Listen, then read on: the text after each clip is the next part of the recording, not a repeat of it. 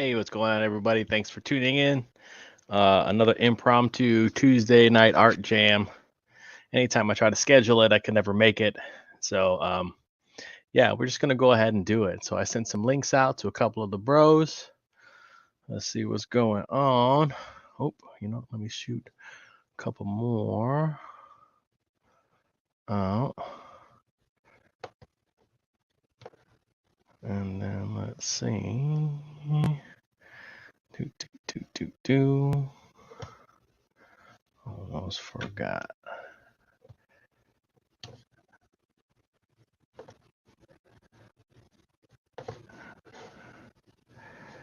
Okay.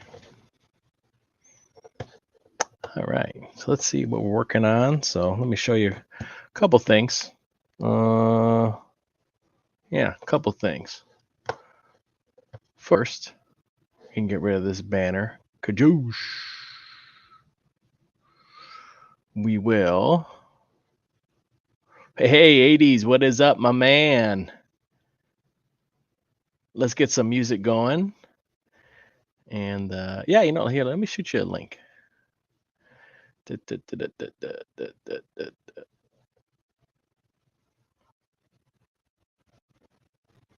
we're going to play this one.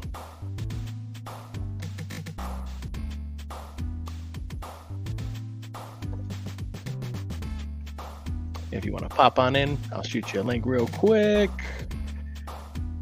I know we've been missing each other.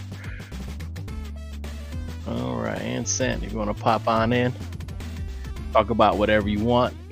Normally this is just art stuff, but we do whatever we want. All right, let's see. And let's change the camera. Or maybe I'll join. I guess I'll do another one, I suppose. This music, by the way, is by Red. It's spelled J Red. He's on SoundCloud. I think he's also on Spotify.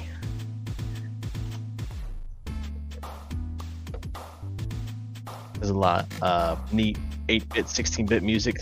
Sounds a lot like Mega Drive stuff. And then we're gonna add, we don't need that. We're gonna mute that tab there. Settings, audio.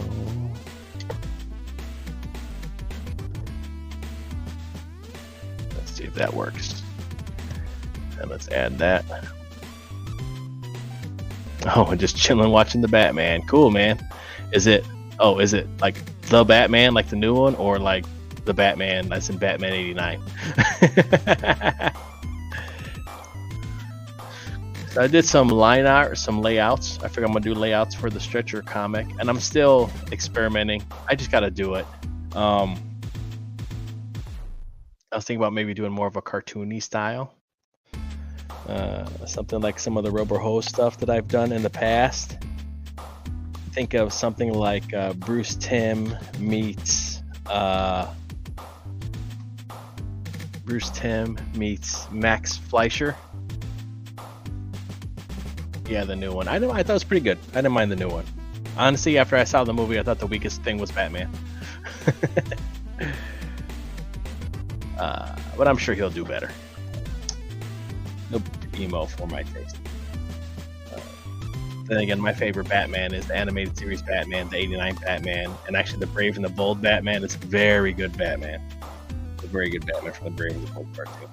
So we had, this was the second page after he elbow drops the robot from the helicopter. He's standing up, brushing the debris off his shoulder. And then, this is like a big, like kind of half the page. You get to see his whole body standing there, and then he turns, pointing, hey, you pencil neck geeks, drop the laser. And they're just gonna be like, what? So that's what's going on in this one. So it goes 1, 2, 3.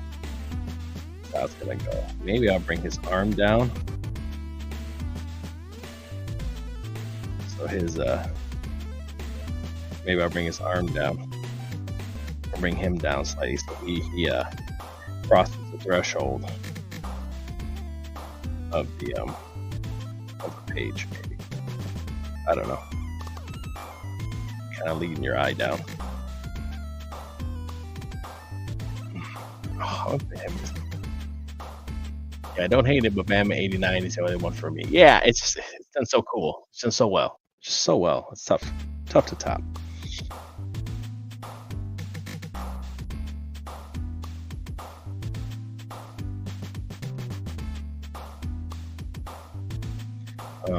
Yeah, so I think I'm going to transfer this. I was trying to transfer it, or not transfer, but pretty much I'm going to copy it. What's going to happen earlier, and I wasn't having that great of a success doing that. So that was my page 2, but now I'm like, why don't I draw something different and kind of like really like a comic strip.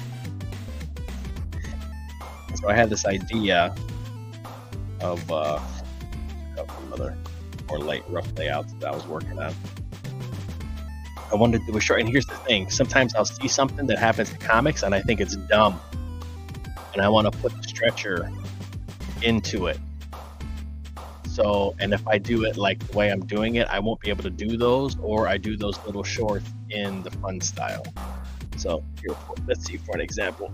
This one I never finished. This was really like, I posted a stretcher little strip before. You guys see my passcode?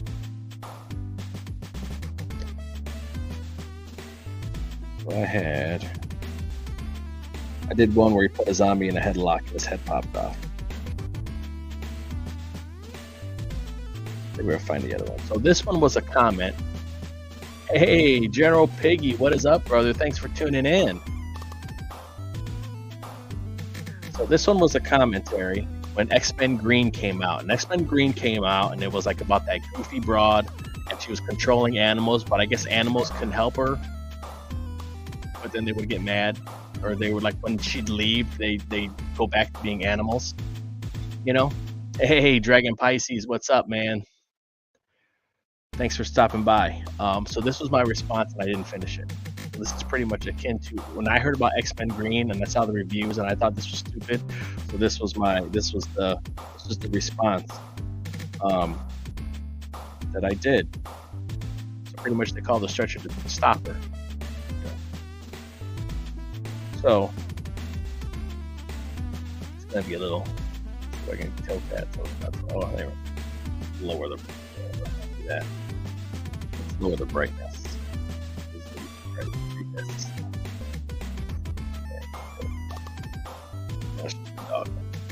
That better? Okay. So this was in response to X-Men Green. If you know X-Men Green, she was a mutant. She can control animals and talk with animals. And then she was a girl with horns in her head. And a turtle died from a plastic bag. So she goes to the pet store that the plastic bag is from and asks for the manager. The manager's like, yeah, hey, what do you want? Like, I got a barbecue to go to. Let's wrap this up. She's like, your bag killed the turtle. He's like, well, what do you want me to do about it, you know? And then she pretty much stabs him in the neck with scissors and kills him. And then goes on this murder spree. And her end goal is to destroy I guess she's going to go destroy an oil pipeline, which if you destroy an oil pipeline, then oil goes in the ocean. So you're still a horrible person. But whatever, right? But she's the good guy. So the authorities this was a kind of response how stupid that sounded to me. So they called the stretcher, and he's like, hey, I'm the stretcher. The authorities told me to talk to you. This is before I had his personality. Stretcher's going to be like, he's gonna be like Superman with Wolverine, pretty much. He's gonna be like the Thing, but or like Superman and Wolverine. He's not gonna be like, hey, okay, like he's not gonna be a Boy Scout. He's gonna be kind of rough around the edges because he was a heel who turned into babyface. So he was a bad guy who became a good guy. There's a guy. I'm the stretcher. The authorities called me to talk to you. It would probably be like, hey, I'm the stretcher. Hey, it would probably be like, hey, what's going on, little lady? Like, the stretcher. So he's okay. And he's like, apparently you killed the pet store clerk with scissors. They got the whole thing on camera. You know, you're the only broad with horns in her head. Anyway, and then what happens? This was the spot in the book where she calls Wolverine goes to stop her. She calls a bear to stop Wolverine, and now she's like already killed people already, right? And she plans like killing a bunch more. So Wolverine is trying to dance around this bear, and she goes ahead and she jumps on his bike and takes off, right? And it's like, dude, like 90s Wolverine would have gutted the fucking bear, and like would have like gutted her. Like 90s Wolverine didn't play, dude. Like it was like borderline, like you didn't know if he was gonna murk you or not. It was dangerous. That's what kind of made him interesting too. So in this scene, she calls a bear, and then like Wolverine's like, well, I don't want to hurt the bear, and the bear like pretty much like guts him. He's like, oh no, and then like she hops off on his motorcycle and rides off, and he's like, oh, they're bleeding. And when she leaves, the bear becomes normal and kind of walks away. So apparently she is influencing these bears, and they're not doing them to her own accord, even though they said that, oh, she wants to help me stop you. She's full of shit. Anyway, but that's writing. They didn't know that because they're fucking idiots. But, family show. Excuse me, guys. But anyway, trying to be. Here we go. I was just watching Mousetrap from Eric Weathers. We should do something like that. I didn't see that. I'm gonna have to check that out. So then she calls the bear. So this was like if Stretcher was like, "Hey, I'm here to stop you. Just call the fucking bear." So from the top, I'm the Stretcher. The authorities called me to talk to you. And he's like, apparently you killed a pet store clerk, like with scissors. You got the whole thing on camera. You know, did you just call a bear? He's like, do you want me to fight a bear? So he's just like, you're gonna have me hurt this poor bear. And then so the next panel was Stretcher patting her, because instead he pile drives the broad with the horn, and that's her leg sticking up out of the crater in the floor. So that was the first one the first Stretcher comic that I did, and then this was the actual first little thing that I posted, which was going to be neat, just fun little things like this. So he's choking the zombie, and he oh shit, and he squeezes so hard that the zombie's head pops off. Like, okay.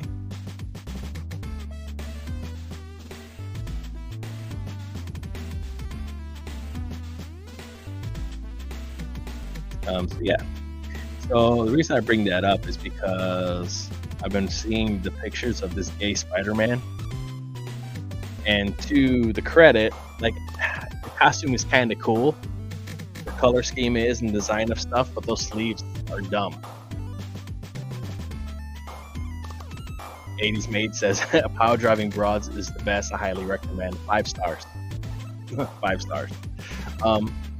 So the idea is he has the gay Spider-Man has these dumb sleeves. If you haven't seen them, there's like imagine long like bell bottoms before your sleeves, but they have a slit, they hang down, right? So I was gonna draw a spoof character, and the thing about it here, and the first thing I saw is that if you've ever done like jujitsu or judo before, you do not want somebody to take control of your sleeves, because if they can't take control of your sleeves, they can take control of your arm. And so I want to do a strip where I draw a generic one. And I was going to call him Spider Person. And the strip was going to be Stretcher, and he's handing a little old lady the purse. Purse bag. It was going to be this tiny little old lady, like hunched over, 3 feet tall. And he was like going to be like, "Here you go, ma'am." And then the Spider Person would come in, "Stop me, we'll do it," and punch him in the face. And then he'd just smile and then the next panel he'd be holding the sleeve in his hand. He's like, "Hey, nice sleeve," and then fucking judo throw him into oblivion is what the idea was. So I'm like, if I do that as a page, it's gonna take forever. But if I do a fun like Popeye style comic, and I'm like, well, maybe that'll be neat, because I don't know if CG has anything like that. So this thing's going way too music there. What I don't like, you upload your music on here, and then it doesn't play the next one. It just goes.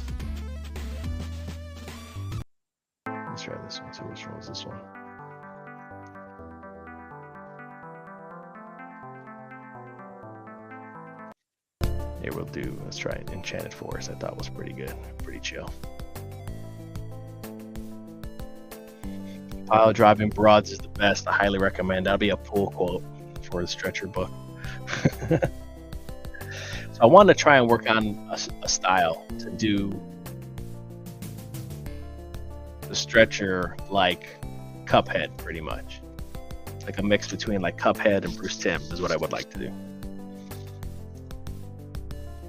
Or like Popeye and Bruce Timm. And something that would be because I like drawing his head square. I like giving Stretch a block head like this, and like this big old block chin. Like I love this for his head. I love the shape.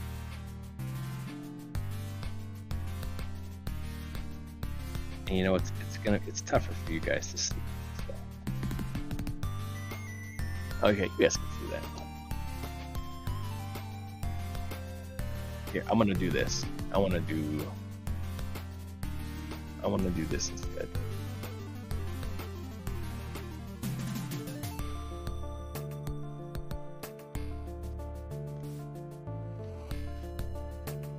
And then let's change this one.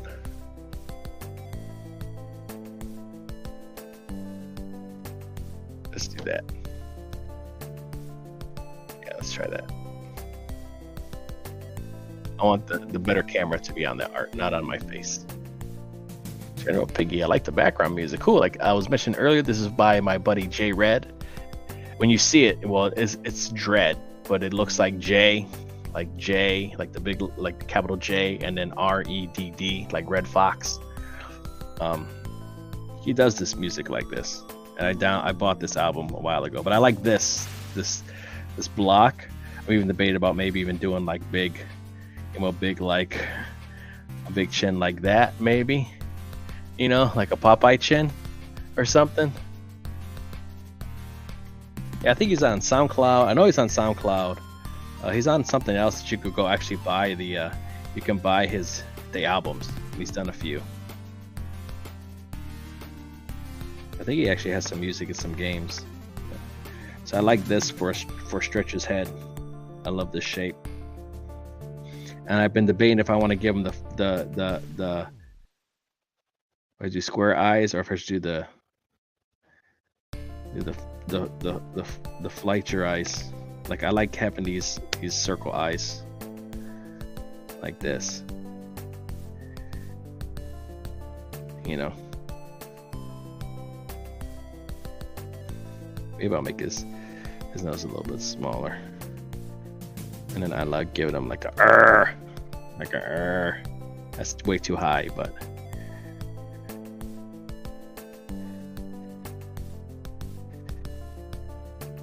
I have to do some more like this.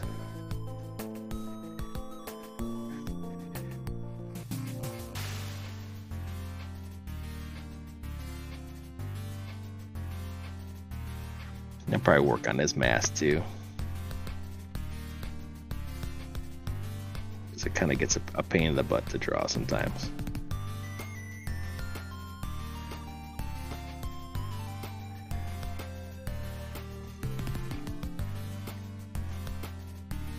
And then a big neck.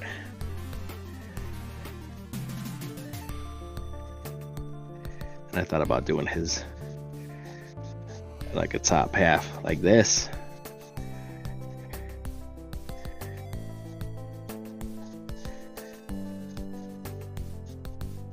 And then the belt. And I'm gonna have big shoulders.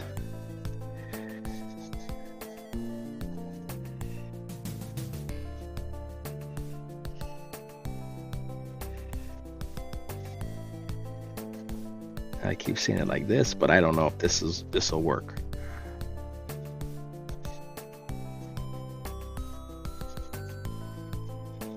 And I want to give him like fat, like Kirby hands, like Jack Kirby square fingers, like massive mitts, man, like just freaking.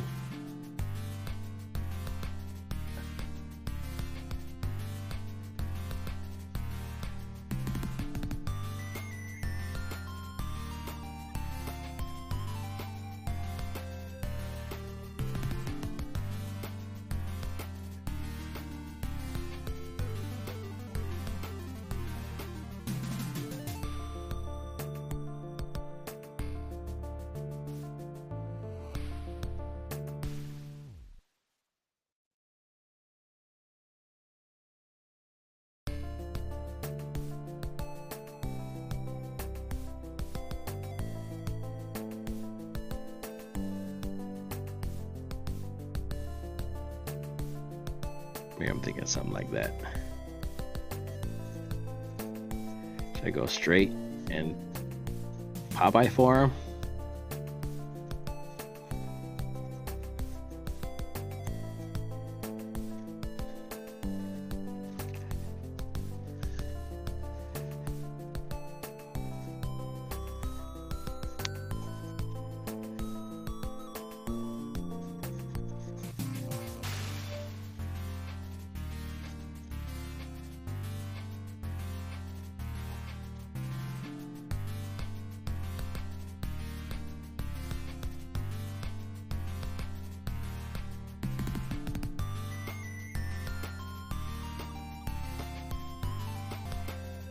I gotta have that. I might give him an arm pad too.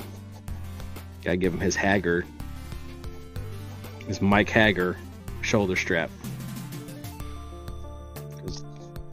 Because he has to have it.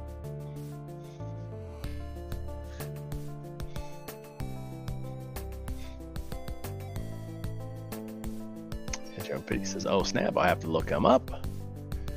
By the way, I started streaming again yesterday and started doing some art streams. Awesome, dude. Awesome. I have to turn alerts on. I don't know why I haven't seen them yet. Oh, this is going to be weird because my audio is tied to this one, not this one. So this is going to sound really weird. I'm delayed on this one. Hey, Edwin. Thanks for stopping in, brother. Appreciate you coming by. I don't know if I like this. I don't know if I like the eyes yet. I'm trying to think about it.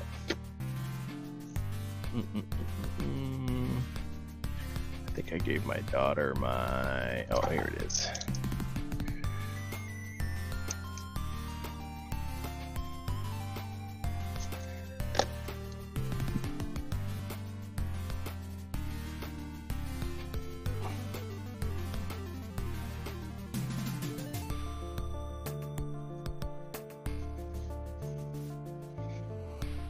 Yeah, not sure if I like the eyes yet. They are going to be blacked out. Maybe that helps.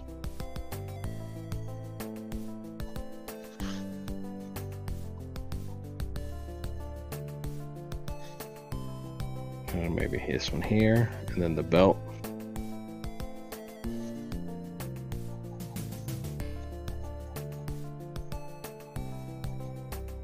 I don't want to do skinny legs, so let me take a look here. Dragon Pisces, I do them Sunday. I did it Monday for my first one because Sunday we were on the road. Okay, cool. Cool.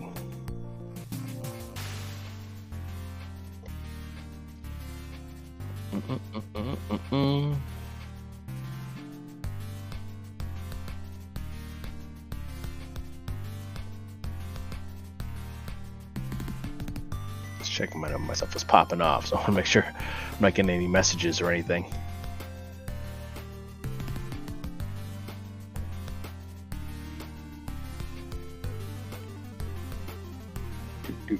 All right, back to StreamYard. I get tied up. I go to do a check, and then I'm start looking at Twitter. It's like crack, I tell you, crack. Not the good comic book kind.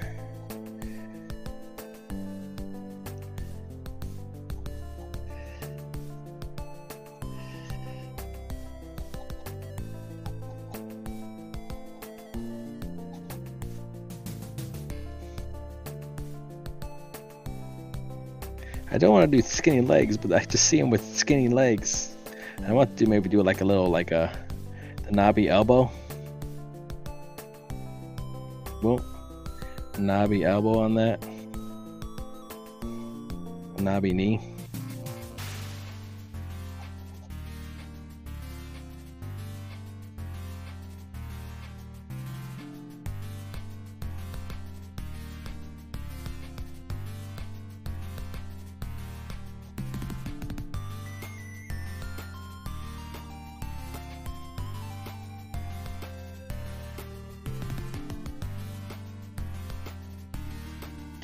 I see it in my head, but trying to put it down on paper is the hard part.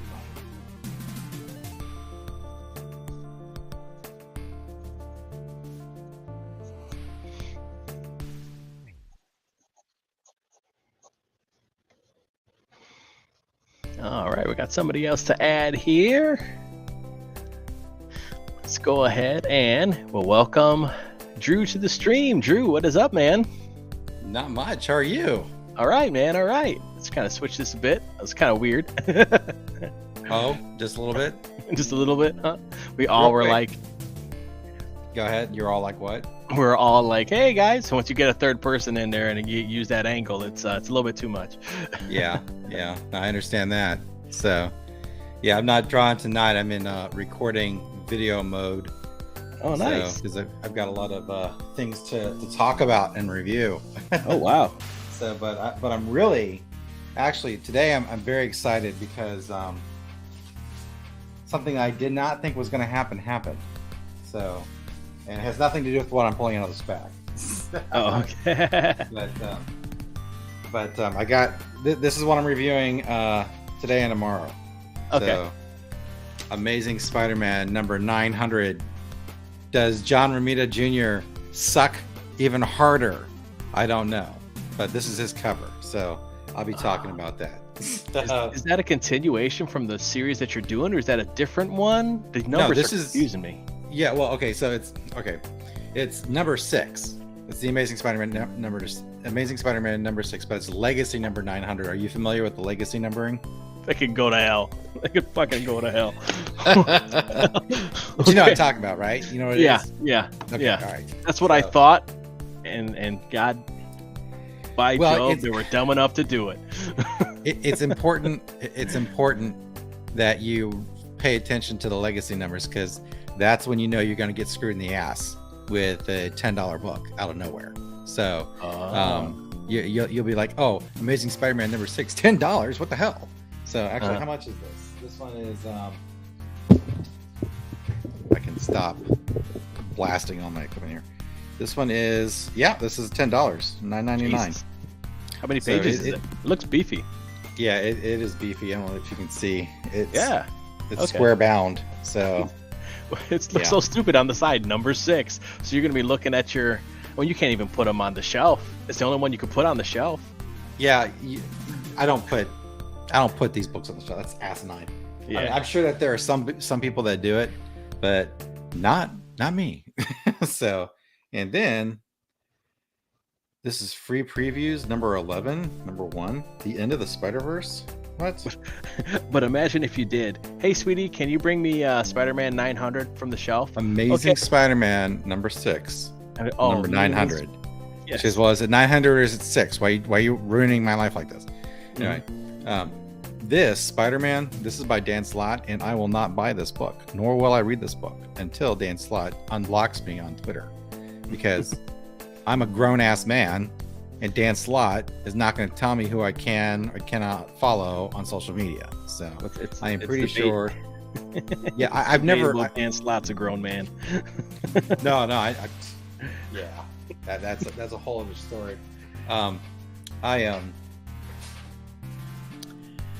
He hit me with the blockchain, so I've never had any interaction with Dan Slott, and furthermore, I've never had any personal animus towards Dan Slott or what he writes, because I don't care what your politics are. I really don't. The only thing I care about is, with regard to comics, is whether or not you're writing or drawing good work that honors those who came before you, because you're playing with their toys and you're standing on their shoulders.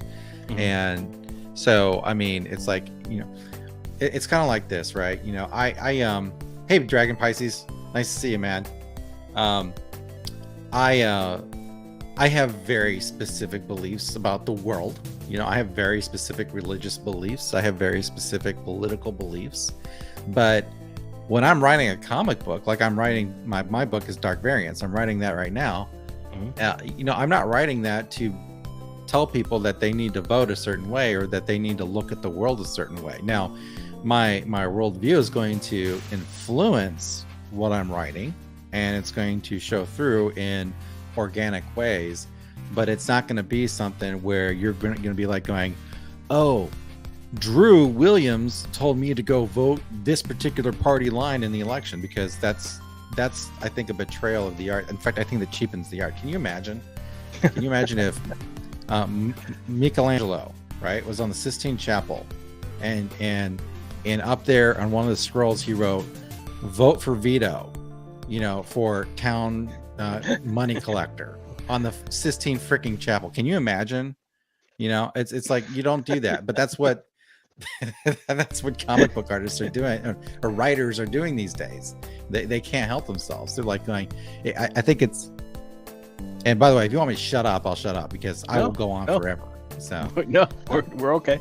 Okay, so but no, it's like that's what they're doing these days. They go and they can't help themselves. They feel, I feel like we have a problem with people who think that they need to make a difference in the world, right? And it used to be that you made a difference in the world by, going to church or going to mass or synagogue or whatever you went to, right? And through that, through your faith, and your community, you work to make things better for others. That's what it used to be like. Or you might run for office to serve the community by, it used to be that political office wasn't some kind of it wasn't seen as some kind of leadership position where it was a lifelong career. In this country, political office was meant to be, okay, it was supposed to be like jury duty. Being the president was like jury duty, is the way that this country's political officers in the United States were, the way that their offices were designed and devised. So, it's funny because George Washington, when John Adams was like, it's like, what should we call? How should we style you? That's what they used to say. How should we describe the president? And the way that they used to say this, for all you new young people out there, is they used to say, how is he styled, right? Like, you style the Queen, Her Majesty. And so they wanted to, John Adams told George Washington that what we need to do is we need to say, His Most High Excellency, the President of the United States.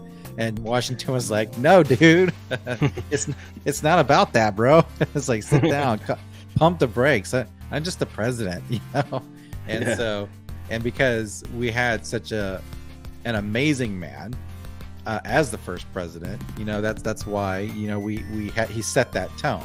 It was 8 years, until Franklin Delano Roosevelt decided that he was God and he's going to run forever. So, but anyway, that's another tangent. So, but bottom line is, comic book artists and writers these days, they feel like, just like anybody, I'm going to go into journalism to change the world. I'm going to write comics to change the world. Well, you're professional at writing comics, so write comics. You're not a great thinker. Okay, Tom King, you're not a great thinker. All right, I don't care if you worked at CIA. You're writing Batman. You're writing a dude that dresses up as a bat and has psychological issues. Okay, this is not change the world stuff here. Okay, it isn't. So even the great books like Watchmen or Dark Knight Returns, they're great books, and they changed comics, but they didn't change the world, right? So if you can aspire to writing something that revolutionizes just the industry that you're working in, then that's a huge achievement, and I think that's what people fail to realize, that there is virtue in making the best hot dog, right? Yes. There is virtue in making the best tire. There's virtue in making the best Band-Aid, and you don't need to tell people how to live their lives or what they need to believe to give them the best Band-Aid or hot dog or tire that you can possibly give them, and change the way that they view these things. And so if only comic writers could get off that high horse and then just do the best they could, they would be remembered for their work. And that's why, when Alan Moore leaves us, people are going to remember him for his work with Watchmen, right? And his other novels. That's what people are going to remember. They're not going to care what Alan Moore thought about politics, and that's what you really should aspire to in any kind of thing that you do in life. You'll change the world by not trying to change the world. Or being good at what you do. Exactly. You're drawing your comic here, you're with your Mexican wrestler guy, and this comic is going to entertain people, right? This comic is going to bring people joy. And you know what? If you bring just a minuscule bit more joy into the world, then the world is a better place than when you left it. And that's admirable. And so, I mean, are you storming Normandy? No, you're not. Okay. Are you curing cancer? No, you're not. But you know what? You don't have to do that. That's not everybody's job. So yeah, it's almost like they don't want to, I don't think they want to make the world a better place. What they want to do is they think they have something important to say, and they want to force everybody to listen. Because if they want to make the world a better place, what they're doing is with their stuff, they're alienating people. And it doesn't matter how old you get or what year it is, whatever. There's always a fundamental core of morals about right and right, and what's wrong is wrong. Mm-hmm. And no matter what story that you read, whether dating back to the earliest stories or the most modern stories that at least have some kind of successful, that people enjoy, is that you have right is right, wrong is wrong, and good triumphs over evil. You always have that dichotomy, and these people are trying to like twist this thing to, well, in this situation, the good guy is the bad guy. It's like, no, you can't tell me in this situation, Spider-Man saves 80 people from a burning freaking bus, but white privilege or something. It's like, no, like it doesn't work that way. The heroes have to be the heroes, the villains have to be the villains, and no matter who reads it, they understand it. But now they're trying to do this like, well, in this situation, blah blah, and that's why now these writers are like trying to, all these people are like sympathizing. We're like, oh well, Joker's really cool, and I'm gonna be like Joker and Harley Quinn. It's like, that is a horrible toxic relationship. Yes. You are psychopaths. You should be like Superman and Lois Lane.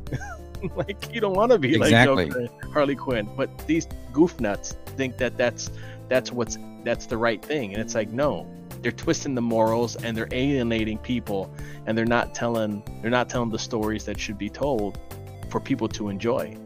No, absolutely not. You're 100% correct. I see the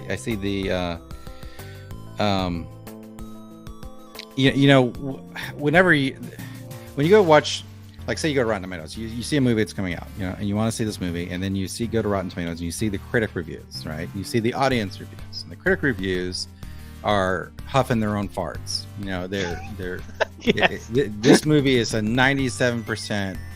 200 reviewers love this movie, and then you'll see the audience is like 60%, right? And the reason why is because these people do nothing but watch movies for a living. That's all they do. Okay. Mm-hmm. They don't have the perspective of like, a real life job where they're going out there digging ditches, you're trying to feed your kids, and you don't know if you're going to be able to get them to school on time, and your life is extremely hard. And what you want to do is you want to go watch a Transformers movie where a bunch of robots beat the hell out of each other for 3.5 hours, right? Mm-hmm.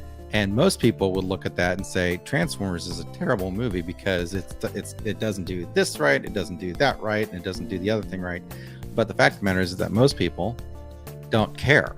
Mm-hmm. So what they want is they want an uplifting story for them, and critics can serve a purpose. I mean, I review comic books and I critique the hell out of them and all, but what I'm doing is, I think, not really aimed at what readers generally would like, because I mean, I'm sure that there are lots of people out there that read Spider-Man #1 and think it's a great book, and I know it's a pile of trash, and but that's good for them. I'm not going to hate on them for liking that. Mm-hmm. But I think that writers have this problem, is that they start writing to critics and they don't write to fans. And so when critics say Tom King is so awesome, but Tom King's writing his midlife crisis through a Mr. Miracle for 120 pages, no one wants to watch that. No one wants to read that. No one cares. I don't need to see 9 panels of Scott Free changing diapers. Okay. I just don't. I'm sorry. I don't care if this is meaningful to Tom King and his wife. Yeah. I mean, good for them. But it's There's actually a scene. There's a page where someone leaves a Batman Funko Pop or something in their kid's crib, and Scott Free's like, "You can't do this. This is dangerous." I'm like, "Who gives a shit, Tom? Nobody cares about the no one wants to read this in a comic book, Tom. Nobody It's a comic cares, book, dude. I mean, oh my god." But anyway, that's like about that. there's a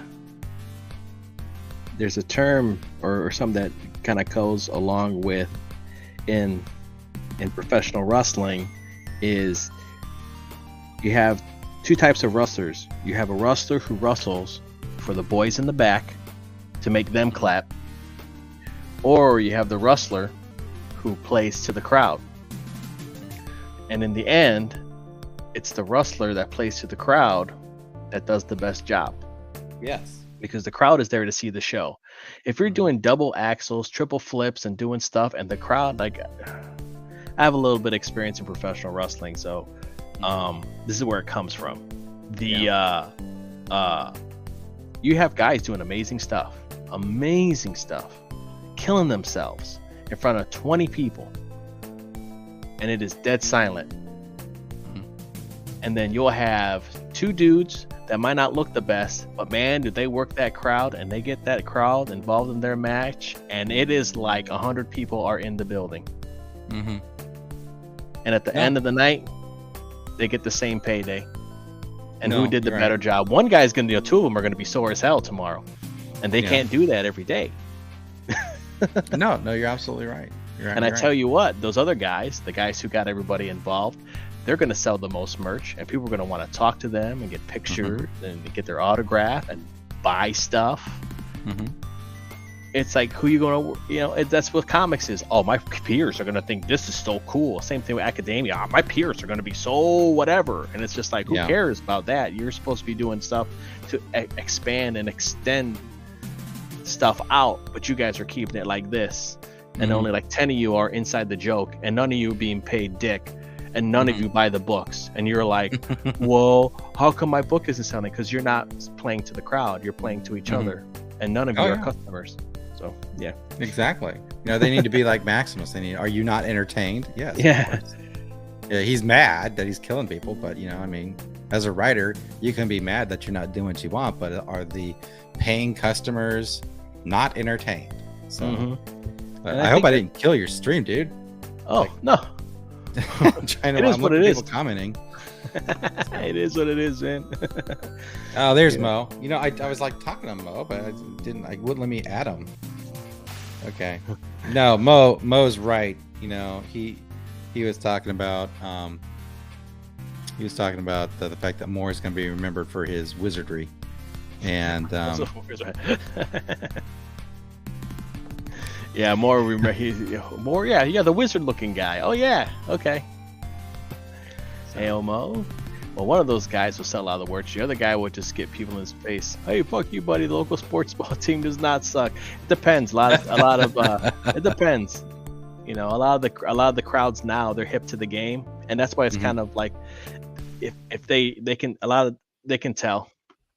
Yeah, they can tell if you're out there entertaining them. They know. Even if you're a bad guy and stuff, they know and they appreciate it. Yeah, absolutely. So that's why most of the, it's kind of a widely known thing or kind of a rumor, and I've experienced it myself, is where you have the bad guys, the heels, are usually the most fun people to be around and the easiest people to work with, because the heels will usually control the match, and they're the ones that are always losing, even though they get paid because they know it's a job. They're like, it's not real. Yeah. But when you have guys that are constantly winning, the baby faces, a lot of times they get an ego, and a lot of times that they are assholes, but just because they have the complete package, they'll be like, well, so a lot of times they're, jerks to the fans or whatever. So a lot of times the heels are the cool guys that you want to hang around with, and the guys that usually take care of you. The bad guys take care of you more than the good guys. Oh yeah. Well, they know it's a job. They are doing their role. That's what we should all aspire to be, is the heels of comics. It should be the heels of comics, because those are the ones that are going to be able to eke out that living out of it. So and honestly, that's a good metaphor for CG. You have the CG are trying to grow, you know, they're bringing new people in, but then everybody that's out there watching the show are booing them. But they don't know that they're the guys that are actually helping and making that show run good, because they're the ones that know everything. Oh yeah. No, I try to point that out, like especially when I'm talking about comics. You know, people don't talk about things like colorists or letterers. What they see is the artist and the writer, and if they're lucky, you know. And I'll tell you what, man, a bad colorist can really make your book look like a dumpster fire. You know? And a poor letterer can make your book look illiterate. So it's kind of like this. It's like if you're listening to a record and it's scratched, that's like what a bad letterer is, you know. And let's see, Dragon Pisces says there are situations where two people are fighting that aren't the good guys or the bad guys, like the fight between parents, but in those situations we need the peacemaker who puts an end to the war. Yeah, but you know, sometimes you gotta have a war. But anyway, but yeah, no, the with the lettering, you know, it's important, you know. And like I'm reading right now, and I will be reviewing The Essential Guide to Comics Lettering by Nate Picos. And he is definitely not a comicsgate person by any stretch of imagination, but he is one of the very best letterers that there are. And what I mean by that is, like, when you look, I don't know, have you ever read Middle West by any chance?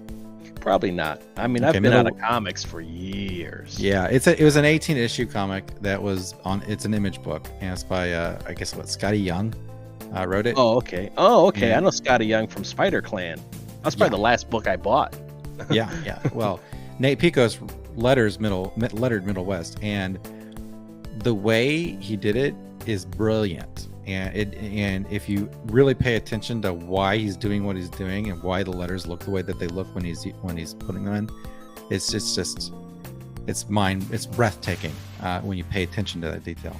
So anyway, DP makes a good point. It's like when all Mo Biggs says, DP makes a good point. It's like when all Ali and 80s are streaming at the same time, and the only losers are the fans. Ali. Yes, correct. But I dropped the ball. I got One Dark Knight #3. So by Jock. Jock is my favorite Batman artist. Oh wow! And what I love about this book is people say Batman doesn't smile. Wrong. Batman smiles when he knows he's about ready to murder some people, figuratively. He smiles when he's like, "Oh yeah, now it's about to go down." So this is actually the best. I would say it's the best Batman book you can buy right now. But World's Finest is the best superhero book that you can buy currently. Anyway, but the thing that I was excited about was I did this review for this independent book. Do you mind if I talk about this, or? Sure. I gotta plug in my headphones. I think they're gonna die, so go for it. Yeah, no, I did this review for this independent graphic novel called Hunter Ninja Bear, and you know, it's funny because they had sent me the book in a proof print to read, and they were going to do it on a Kickstarter, and I was like, okay, and like, sure. I mean, Kickstarter is not the favored platform, but yeah, sure, I'll read the book. And these guys are like brand new. These guys are behind this, are completely they are independent business people that decided that they wanted to start a publishing company for comic books, and so they had these ideas. So, but anyway, they put together this entirely hugely professional team with Chuck Dixon and whatnot, and they sent me this book, and this book is out of control. It's totally out of control, this Hunter Ninja Bear book. But you know, they started this Kickstarter, and like 2 weeks ago I looked at it, like, and it was like they had a $50,000 goal, and they had only gotten to $12,000 on it, and I'm like, oh my god, there's no way these guys are going to make it. And so, you know, I was like, you know, I told them, I was like, you know, look, you know, if this doesn't clear 50,000, you're not getting any of the money for that. And they're like, oh, well, that's okay if it doesn't clear. We still got the books, and we'll just like send the books to the people that backed it. I'm like, no, that's not how this works. Kickstarter or Indiegogo, you have a goal. It's all or nothing. And so, but anyway, but I was talking with them about it, and it turns out that it's like they got all these other different guys that they're working with, and you know, I said you might want to look into doing this, that, or the other thing, and they did, and then boom, it got funded, and I couldn't believe it. I was like, I was expecting them to do it in Indiegogo, but they they managed to talk to the right people and get the right exposure, and they funded that book, and I cannot be happier because it's an amazing book. And I don't have any kind of stake in it other than the fact that I just like it, and it's $30. So, but anyway, so what are you doing exactly right now? Because I'm so rude. I come in here and start talking about all my garbage, and you're good. About what you're doing. So earlier I was talking about I want to do every time I come across things, and I was like, I want to do a comic where like Stretcher comes across that. And so I wanted to do a comic where he comes across a version of that gay Spider-Man with those goofy sleeves. You know, because when the first thing I saw that design and I saw the sleeves, you know, judo jiu-jitsu guy, I'm like, you're gonna grab those sleeves, man. So I wanted to do a little, but I'm like, well, if I'm gonna draw a page, you know, like it's gonna take me days to do a page, you know, in my style. I'm like, well, geez, by the time it's like, who cares, you know? And that feels like that's a lot of effort to do a little funny strip like that, you know, to put towards something like that. So now I was like, well, what if I draw Stretcher and kind of start drawing it kind of like do a cartoony Max Fleischer style, like maybe like a rubber hose type thing. So that's kind of what this is kind of the, and I was like, well, maybe I should draw the comic maybe I should draw the strip like that. Just because, like, I don't know if there's anything in comicsgate that's kind of like that, you know what I mean? That's gonna look like isn't. Cuphead style, you know? No, there's not. And actually, you know, it's a great thing that you're working on, especially when you drop Max Fleischer. God, I love that. That's amazing. Max Fleischer was the man. God, you know how cultured you have to be, right, to even know that name. So. And the thing, I used to hate Popeye as a kid because it was black and white, you know? And then now I watch it, I'm like, this is amazing, man. Oh, God, yeah. Oh God. Like, it's like they were watching Popeye, all these Japanese dudes, or like Akira Toriyama's there's watching Popeye, being like, I'm stealing this for Dragon Ball. Like, oh, yeah. He's instead of eating spinach, they're going to go Saiyan. But it's like, it's the same thing. People don't realize that the American animators in the 20s, 30s, and 40s were brilliant creative geniuses, and the way that they were the pioneers of an art form, not just like, you know, people say, oh, cartoons, blah, blah, blah, they don't care, right? But, you know, back in the day, people don't realize this. You know, when you went to see a movie, okay, let me take you all back. There was no such thing as air conditioning in people's houses back in the 20s and 30s. And so what they would do is theaters would install air conditioning, and they would advertise that you could go pay, you know, 5 cents or 10 cents and sit in an air conditioned theater for 4 hours and watch a movie. And the movie would have a double feature. It would have a bunch of different cartoons with it. It would have a newsreel, and this is how people got their news. So they would go to watch the movie. They would watch some James Cagney gangster movie, right? And then they'd watch like some kind of Fred Astaire, you know, dancing romance movie, and then in between that, they'd hear news from the war, you know, and then they would see these cartoons from Warner Brothers or Universal or whoever, and that's where these were made. And if you watch these cartoons and you really pay attention to them, you'll realize that they are not meant for kids. So yeah, a lot of devil stuff. There's a lot of double entendres. There's just all kinds of stuff. But one of the beautiful things you can see is how they were efficient in their animation. Like, you know, oftentimes, how many times do you see Popeye squeeze a can that pops open and the spinach goes in a perfect arc into his pipe? You know, how many times do you see that, right? And then he's got Olive Oil, who looks like a string of spaghetti, right? And then he's got Bluto, who's this giant monster, you know. And it's just amazing. It's brilliant work, and people don't really appreciate it, unfortunately. So I also, sorry, I just thought about this, and no, it's your stream. You can interrupt anytime. I wonder if I could find it. So Jenny Tartakovsky, who created, I think he did Powerpuff Girls. Oh yeah.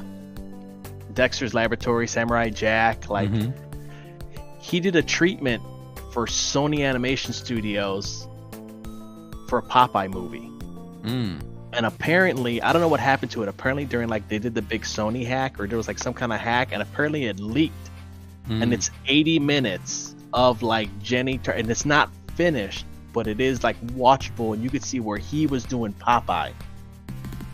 Wow. And it was Popeye 3D animated color moving like the cartoons. Really? It was 3D. Wow. Yes. And it was I'm sure, I wonder if I could find it, because they are actually like talking to him, and pretty much what happened, he's like, I got the 80 minutes done, like this is what it is, and they're like pretty much like, listen, and pretty much Sony went to him, and they're the studios or whatever were like, we love you, but we don't like Popeye, and they shelved it. Jeez, that's unfortunate. You know, Popeye's like a legend, man. Popeye's amazing. I think he'd be a great revival now, because people will understand it, especially with how anime is, and especially if you see a lot of One Piece stuff. Yeah. Like oh God, yeah. Yeah. Like I'm like, dude, this is like Popeye. Popeye is all over One Piece. That's funny that you mentioned that.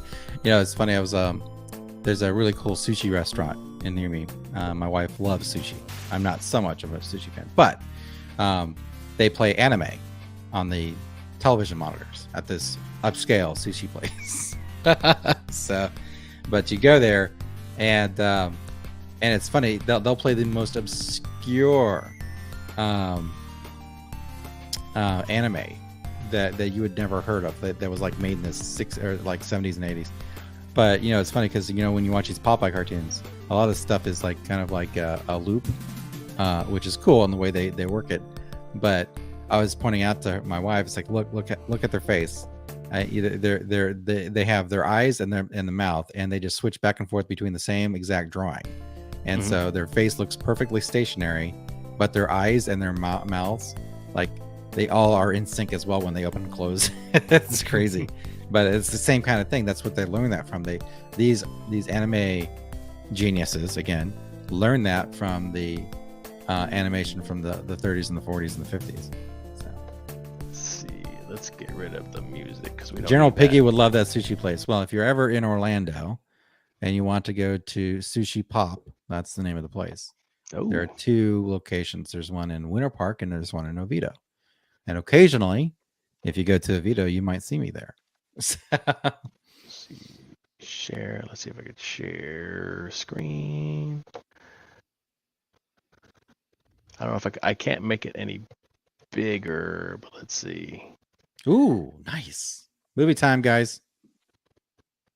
Can I make? Oh no, I'm double clicked it like a dummy. I'm changing all types of stuff. Full screen layout. And you let me know if you guys can hear this. I'm gonna put it all the way up. I'm gonna start halfway, and let's see where it goes from there.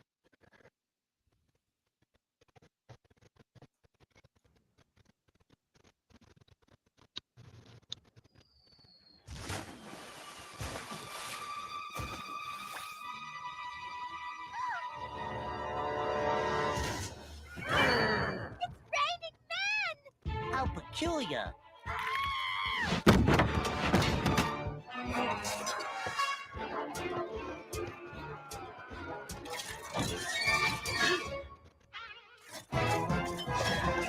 I'm gonna pause it because I got a full screen and they're probably gonna strike me down. So Yeah, let's see if I could change the size. that looks amazing. Yeah, let's see. And it's like 2 minutes, and then we can talk over it too. So, but yeah, can you guys hear that? Okay.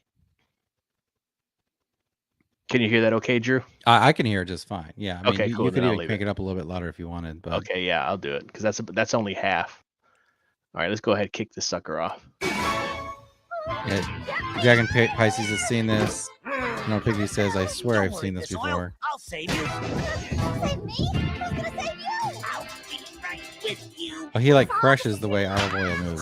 Sorry, just taking a little longer than I thought. Happy thoughts, carry children.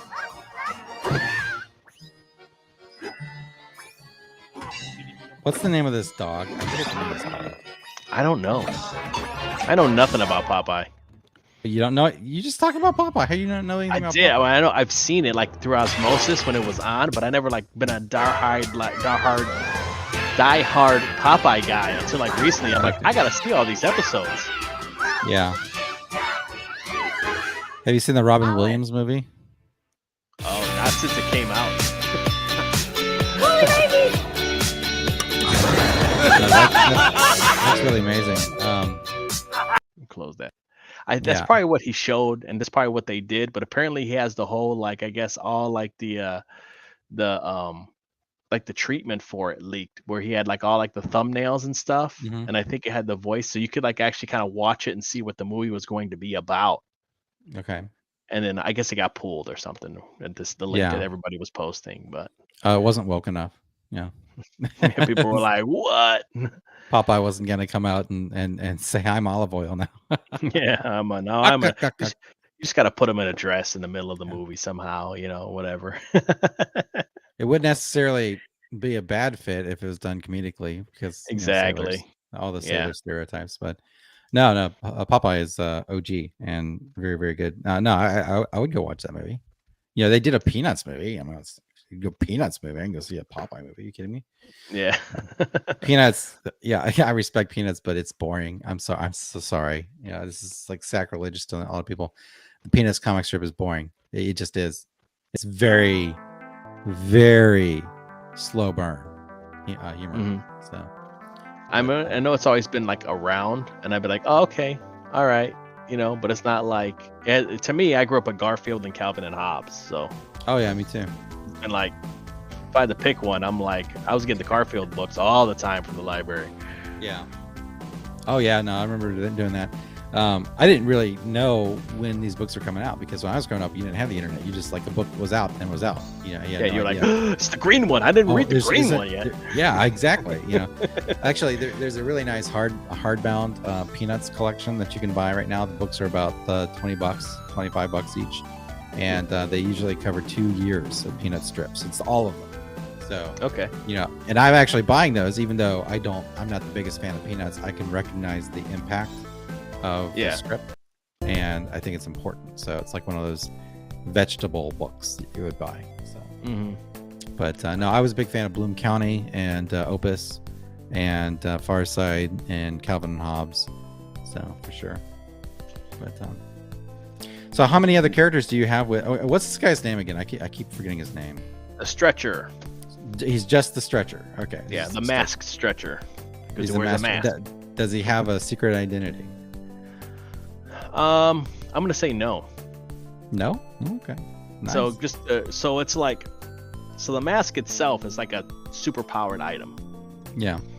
And there's this kind of the story that comes with the mask, to where like the mask has been passed on from generation to generation. Mm-hmm. I see. It's funny. You muted yourself, dude.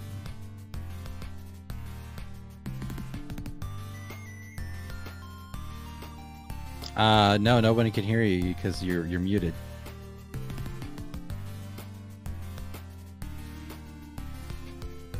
The CamBot and the JBot are muted. Listen to me as I take over the world, now that I have silenced JBot on his own stream.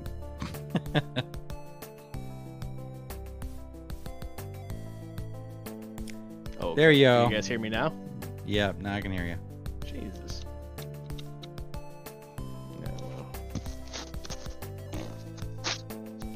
By the way, how do you like my new mic? Do you hear me good now?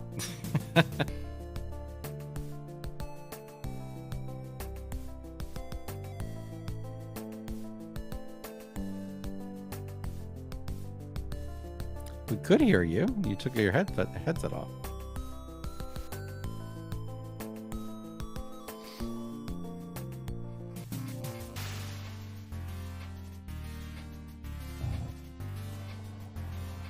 How's that? You guys hear me?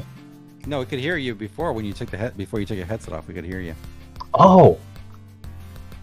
Shit. Okay. Hold on. I was getting nothing. I couldn't hear nothing. Yeah. Well, we could hear you, so. Okay, you could hear me going, oh. Yeah, no, we can hear you just fine. We can hear you both ways. So it's better this way. Okay. So. But Can you But- hear me all right? Do I Yeah, I sound can much hear you better? fine. All right, we'll I just don't leave sound this like off. in We're a good. Tupperware container. Yeah. No, you sound good, man. Good. I'm glad. So the premise between the stretcher is that the mask is passed from generation to generation. Each person that's wore the mask has been a hero, and they have certain responsibilities that come with inheriting the power of the mask. And so the stretcher is pretty much like, or say anyone that has the mask is pretty much like a superhero to the world. Where there's other things that they have to go do. So they belong to like this secret society that goes and investigates or stops, like, you know, it could be, hey, there's we heard about there's a Sasquatch terrorizing people in this town. You go investigate it, go see what's going on. Okay, hey, and a lot of it's going to be called back to a lot of the old lucha libre films where it was like aliens and vampire women and werewolves and crack. I'm throwing everything in there. So that's the idea. So the stretcher has been around for hundreds of years, ever since like we're talking like Aztec Mayan times, like back then. The stretcher has existed, but it hasn't been called the stretcher. Every time somebody puts the mask on, the mask changes. So it might not be a wrestling mask. It could have been a helmet. It could have been a cowboy hat. It could have been whoever was wearing it would change. So pretty much what happens is that the stretcher is not the stretcher. He's somebody else, and he's a bad guy. But he beats, in a wrestling match, the current holder of the mask, who's ready to retire. So he's, all right, now you have the responsibility. And so you have a heel now having to learn to be a baby face. So he's very like rough around the edges, like, he's kind of going to be kind of like a Wolverine type, like, you know, I mean, he's not straight laced at all, but he's doing good stuff. Does he stretch like Stretch Armstrong? No, what he does, he stretches people. Oh. So it's a wrestling term. If you were called a stretcher or a shooter, that meant that you were the guy that was in the wrestling federation that can wrestle for real. Okay. So if, let's say, hey, this guy's kind of not working with everybody, put him in there with so and so, and he'll straighten him out. And then they'll put him with who's usually the veteran guy who has wrestling experience, and they'll put him in hold and they'll stretch him. You know, is he indestructible? Not pretty close. Okay. Pretty close. I mean, he still has to breathe. You know, I don't want him to make him like Superman. You know, he still has to breathe. There's other stuff that he does have to do, but is he bulletproof? He's like, you can't set him on fire. You can't blow him up. You can't shoot him. And once you put the mask on, the mask is on. Yeah. It never comes off. You know, I find it's funny because like when you get a good idea for a character like Stretcher here, you have to have that decision. It's like, do I have a secret identity, or do I even want to make one? And it's like I'm kind of dealing with that myself with my characters. I know their secret identities, but it's like, do I really want to draw this? That's boring. I don't want to draw this right now. I want to have superheroes. Yes. But because it's so much more fun. But I love what you're doing. I love the format. I love the aspect ratio that you're using on that. It's different. It's something that, you know, it's funny. You have an art style, and I'm not just saying this because I'm on your stream, but you have an art style that is very clean and professional looking, and I think that a lot of people, you know, I don't know if you ever see these books, like if you go to a craft store and you see how to draw comics or how to draw cartoons, like learn to be a cartoonist, you know. And the reality is that being a cartoonist means just coming up with your own way of drawing something. That's what it means, really. And if you're drawing cartoons like someone else is drawing cartoons, then you're not really a cartoonist. And so what Stretcher is here is like that. You've got your own feel to it, and it looks nice, and it's clearly cartoony, but it's professional, and that's something that's very appealing. And you know, I see a lot of people, they try to be like, you know, David Finch or Ethan Van Sciver or Greg Capullo, and they're not, and they're never going to be, at least not for a very long ass time. And so, like, I saw this one character today. It's funny, if you ever see female superheroes, right? They always have these, you know, if they've got costumes, if they're wearing like briefs, right? The brief's always one piece, and there's a reason why the briefs are one piece for female superheroes. because you don't want to put a seam down the center of the briefs because that's going to look like a giant, well, you know. So, and I saw this character that someone had said, this is my new character. And I'm like looking at this, and they got a line in the women's briefs that it goes all the way from the waist straight down. And I'm like, what is wrong with you? But you don't. But it's like when people are trying too hard and they don't just like try to like get their real groove going on. No pun intended there. But that's what you're doing here, and I really admire that because it's so clean. It looks so nice, and I cannot wait to see more of it. Thanks. I figured it'd be fun because if it's a chore, I'm not going to do it. And that's just me. You know, it's like, listen, if this is a chore, either A, I'm going to take shortcuts, or B, I'm not going to enjoy it and I'm not going to do it. But I was like, man, I really feel like drawing like some exaggerated stuff, you know? And so then you have the gags of you, like, you know, the big finger squishing down, pushing something, or big jaws and expressions and big eyes, and whatever, you know, and stuff like that. So I was like, oh, that might be, because I've never really drawn that stuff before. So that's me learning that stuff as well, but that's going to be fun too. So it's new. Yeah. You know, and it's like, am I going to be like, I mean, I know I'm not like the best. So it's like, okay, well, am I going to try and focus on doing something like doing like try and be like Jim Lee? Or am I like, you know what, I'm going to do this route, draw something fun, what I want to do, and then be the best at that. And be the best at it different. And that's what I think is the better idea. That is the best idea. And people get hung up on stuff. And it's like, you know, look, you know, I don't think people understand. Your art doesn't have to be, you know, Raphael, right? The Renaissance artist. It doesn't have to be that good. Your writing has to be engaging, and the art has to complement the writing. And you know, if it does that, then that's great. It's like music, like bands, right? A lot of bands, like the Rolling Stones, are not the best musicians. Okay, you know, but the total package of what they're doing is great. It's brilliant stuff, you know. And people don't go to the Rolling Stones because they want to hear Beethoven. You know, they don't go to the Rolling Stones because they want to hear, you know, Toto. You know, they go because they want to hear down and dirty rhythm and blues country, which is really what Rolling Stones is. So, but and you don't have to understand a single word coming out of Mick Jagger's mouth because it's just about the feeling and the vibe. So anyway, I love how you have his laces there, like those 3 lines. You like that?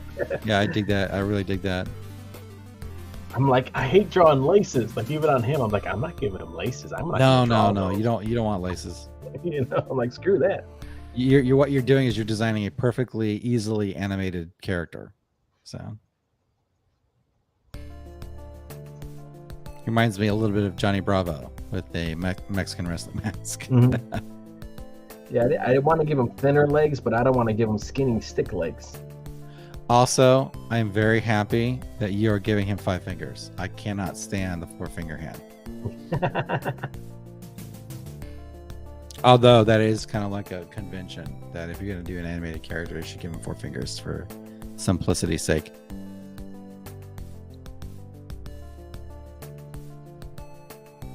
But I think the design's working out pretty good. I've tweaked some stuff here and there, but I think I kind of like keeping the eyes kind of rectangular. Yeah. And long. I think that kind of worked out pretty good. You gonna keep his mouth like that? Because I think he should. I think his mouth should just be like that no matter what he's saying. Oh, just like this. So this is like, you have the mouth hole, this is the hole, and then this is his mouth underneath it. Yeah. I think that mouth, like that shape and that drawing should be unchanging. Because I really like drawing him yelling with the big like you know, and it's like, well, I could really do it in the. It's your thing, man. It's your thing. There's no wrong way. I'm not coming out here to say, JBot, I don't like the fact that you open Stretch's mouth. That's it. I'm never buying this comic anymore. Because when I was telling you about the little, you know, with the with the Spider Person comic, he was gonna be giving a little old lady back the handbag. Yeah. And she's gonna be a little old lady with a little puffy white afro with the thing, and she's gonna be hunched over, so she's gonna be like 90 degrees, Mhm. you know, and he's gonna be like holding the bag like this because he's big. He's you know, he's gonna be like, huh! And she's gonna be like 3 feet tall, so he's gonna be holding her Yeah. bag like this, like giving her the bag back. And I'm like, that's how I kept seeing it, but I can't do it in the other style because it doesn't make sense. Mm. But in something like this, being a cartoon, I could totally, here's your little, that's the gag, here's your handbag back. Yeah. And then it'll be stop evildoer. She think the Spider Person thinks he's taking the bag, but he's returning it back to her. Hmm.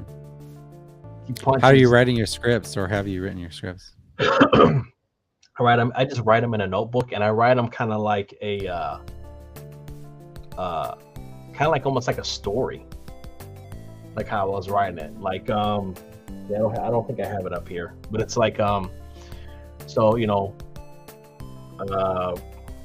dusk fall, 3 a.m. You know, Stretcher looks over the night sky and sees smoke billowing in the distance. You know, blah blah, and like that's how I write it because that's how I see it in my head. Mhm. And then I can kind of like, oh, that's what I wanted to do at that time, so then I can Yeah. draw like that. So I'm also like, I'm probably gonna be like, here's a story, and you probably can read it. Actually, no, hold on, I think I have it. I think I might have it here in my bag. Yeah. Yeah. So I wrote the first few pages leading up to the one that I drew. And then I was like, I don't know if I want to draw those pages because they sound boring as hell. It's your job to make them not boring. I don't know. So I was like, okay. They're that's not kinda ready. what If you think they're boring, they're not ready yet. I want. That never stopped Tom King, but it should stop everybody else.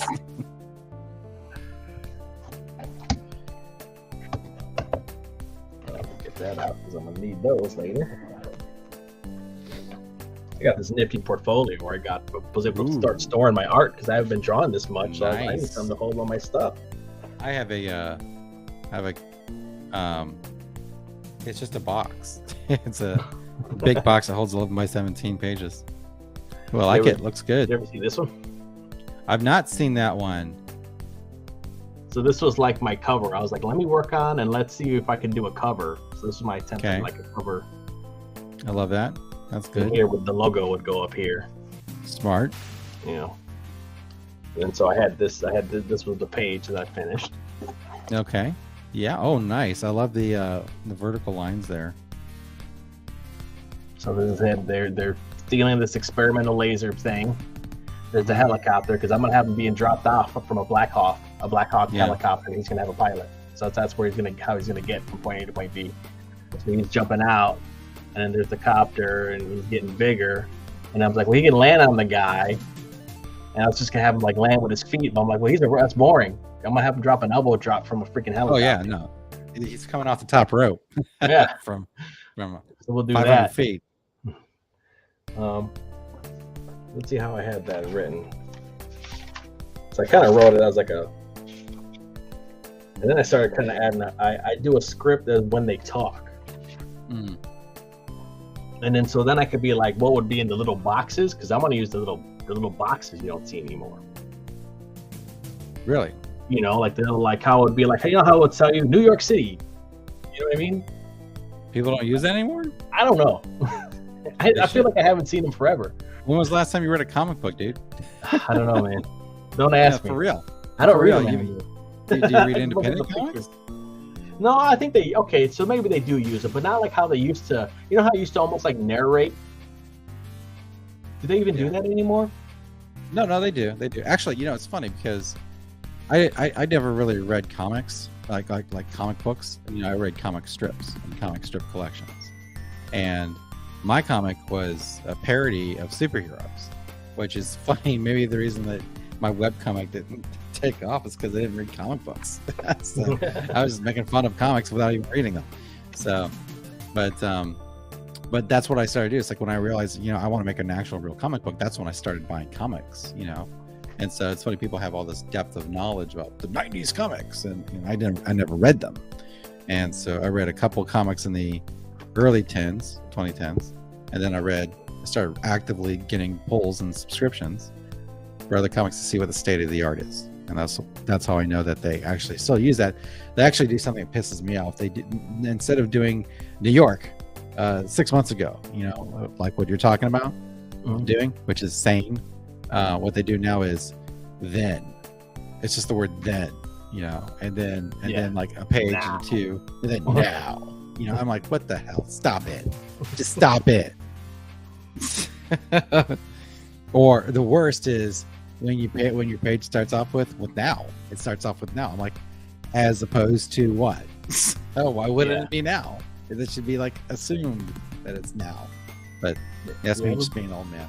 Everybody wants to be Tarantino and jump back and forth, and it's just like, oh god, like, yeah, Tarantino doesn't say then and now. He just does what he does. So. So yeah, so it's like, so we have the first few pages would be probably 2 pages. I would probably do. It might be longer, so I might have to cut it down. But this is how I wanted to write it down, then I can edit it later. But let me get all the thoughts on the paper first. So the Stretcher stands stoically in the open doorway of a black helicopter, looking down at the passing city below. After a brief static over comms, the pilot begins to fill him in on their destination. And then I have pilot, and then this is what she'd be saying. Okay. She'd be like, all right, Stretch. She's like, apparently 10-foot robots are stealing an experimental laser from the lab downtown. And Stretcher's like, only 10 feet tall. That's too easy. Yeah. And she's like, well, this is no joke, because she's going to be like the straight-lace pilot. It's going to be a girl pilot. Is this like a regular character, the pilot? Yeah. Can I give you a suggestion since Sure. you want to do boxes? So when you're doing boxes and you don't have like balloon tails going to them, you're just doing the boxes. Do the box and like have like a vertical stripe or color scheme, like a 2-color scheme or 3-color scheme that represents each character. So like what's Stretch's primary character or color scheme? He's going to be he's black and red. Black and red. Okay, so you would have a black bar, red bar, and then the box. So that way it's Stretch speaking. Or you could have a custom Stretch font. So whenever you see this font, it's Stretch. So when you're doing boxes, and that way, there's clarity for the reader when there's not a balloon tail pointing to a character because they're off screen. That way you can say that your helicopter pilot has a white and green color scheme. So you have white, green bars, and then her dialogue, and then black, red, and then Stretcher's dialogue. So Okay. I didn't even think about that. That sounds great. you don't have to listen to me. And again, if I need to shut up, please tell me. I have a real problem not knowing how to shut up. So. Oh, that's cool, man. That's kind of what this stuff is for, just hanging out, talking about what we're working on and drawing and stuff. So there's no rhyme or reason or nothing. So Welcome back, Dragon. Hey, Dragon, welcome back, bud. Yeah, so he says, this is no joke. And to give a summary on why the laser is important, that laser is designed to vaporize asteroids in space. Don't ask how. It's not important. It's a laser beam that shoots into space and vaporizes the asteroids. She's like, what if it shoots them and then the rest of the debris comes down? No, man, it vaporizes them. There's nothing left. Okay. Please look up vaporizing in the dictionary. That it falls into the wrong hands, it'll be bad news for everyone. And then I just started doing like, okay, how many are we looking at? 4 to 6 confirmed. We'll be there in 3 mics. We're engaging stealth mode, so then she'll flip, and then the blades will change to where it can fly silently. Don't ask, it just does. I love your dialogue, dude. I really like it. I mean, seriously, I love the way you're like 3 clicks out, 3 mics out. I mean, that's good stuff. And then I described the robots, but she's like, she sees them first, so she's like, these are some of the weirdest robots I've ever seen. So I described the robots to myself, but it's like these robots have 1 large singular eye for a head with an antenna on top, 4 steel tentacle limbs with claws for hands, and a large retro television for a body. And so Stretcher looks back at the pilot and he's like, I was thinking Chinese takeout for dinner. And she's like, we can get anything you want if you leave the city block intact. And he's like, deal, then you're buying them. And then he just hops out of just hops out of he just steps out of the helicopter. Yeah, So just like if you were stepping off a curb, that's because he fun. doesn't need a parachute. Well, you might have her really overselling how threatening these robots are by, like, you know, kind of doing a hype video, you know, like a hype man for a rapper. It's like, these robots are made of retro televisions encased in polymorous, you know, steel that can be used to ram through holes through, you know, redwood trees or something stupid like that. Yeah. And he's like, yeah, you're Chinese? I don't really care. Let's go. No, dude, I love it. I actually, the more you tell me about this, the more excited I am about it. Because, yeah, most stories, you know, I see, or pitches, I'm like, you know, there's nothing like this. There's nothing like a Mexican wrestler, cartoony superhero, Powerpuff Girls-esque type of Johnny Bravo thing going on in independent comics that I'm aware of. And so this sounds like a hell of a lot of fun. So, what are some? Go ahead. Sorry. I figured that if I also change the style, maybe it'll help me. It'll be, but like I said, part of the it'll be more fun to draw. Mm-hmm. Oh yeah, of course. Kind of make it look different than everything else, you know, because everybody else is doing superheroes too. So I don't know if I'm necessarily be a superhero comic, more like an adventure comic, you know. Well, yeah, no, it's not a superhero. I mean, it's a superhero, but it's not really a superhero. You know what I mean? It's not a traditional superhero, and it's a super powered character, and which is fun, you know. But what's your favorite characteristic of Stretcher that people might not like a character quirk about him that people might not already know? I think I don't want to say that he has a chip on his shoulder, but it's in terms of like if you do, because he wasn't like, he's not a goody two shoes, you know, he's almost like a Wolverine, or like if you almost kind of like a Stone Cold Steve Austin, to where he's, or like a John Wayne character, to where you have John Wayne, and John Wayne can be the villain until he comes across some villains that cross him, and then you get to see the villain become the baby face. Okay. So it's kind of like, so with the little strip that I wanted to do with the Spider Person's gonna punch him in the face, and he's gonna smile, and I want to do the gag with the missing tooth, even though you really can't knock his teeth out. Yeah. And then he's gonna have the sleeve. So it's not like it's a mistake, yeah. And Superman and a goody two shoes would be like, oh, you know, calm down, blah blah blah blah. He's gonna judo throw this guy into freaking oblivion, is what he's gonna do. And that's just how he is, you know. Now, granted, is he ever gonna take advantage of somebody that's weaker? No, he would never do anything like that. So he's a good guy at heart, but he's not gonna let you get away with punching him in the face without at least letting you know that it was a bad idea. Does he have any like random soft spots like Hellboy likes kittens? I don't know yet. How about, you know, I'm sorry, go ahead. I'm kind of debating where to kind of take that, because there is a background with him and the mask and how he gets the mask. You know, and there's more than, yeah, he did beat like the top baby face, like the guy he beats is like you know, at the time, imagine if like Hulk Hogan at his peak was going and fighting vampires and, you know, freaking mermen and just shit like that. And then Macho Man Randy Savage beats Hulk Hogan and becomes the champion. And now he has the responsibility to go fight mermen and vampire women and invaders from Mars. You know, when you put this together, are you going to crowdfund this? This is what this is going to wind up being, as a crowdfund? When I want to collect them. So right now I'm going to do the strip, and once I get so many, then I'm going to collect them into a volume. And when I want to do the physical book with extra stuff, then I'm going to do a crowdfund for the book. I was thinking what you need to do is a wrestling hype entrance video with the music.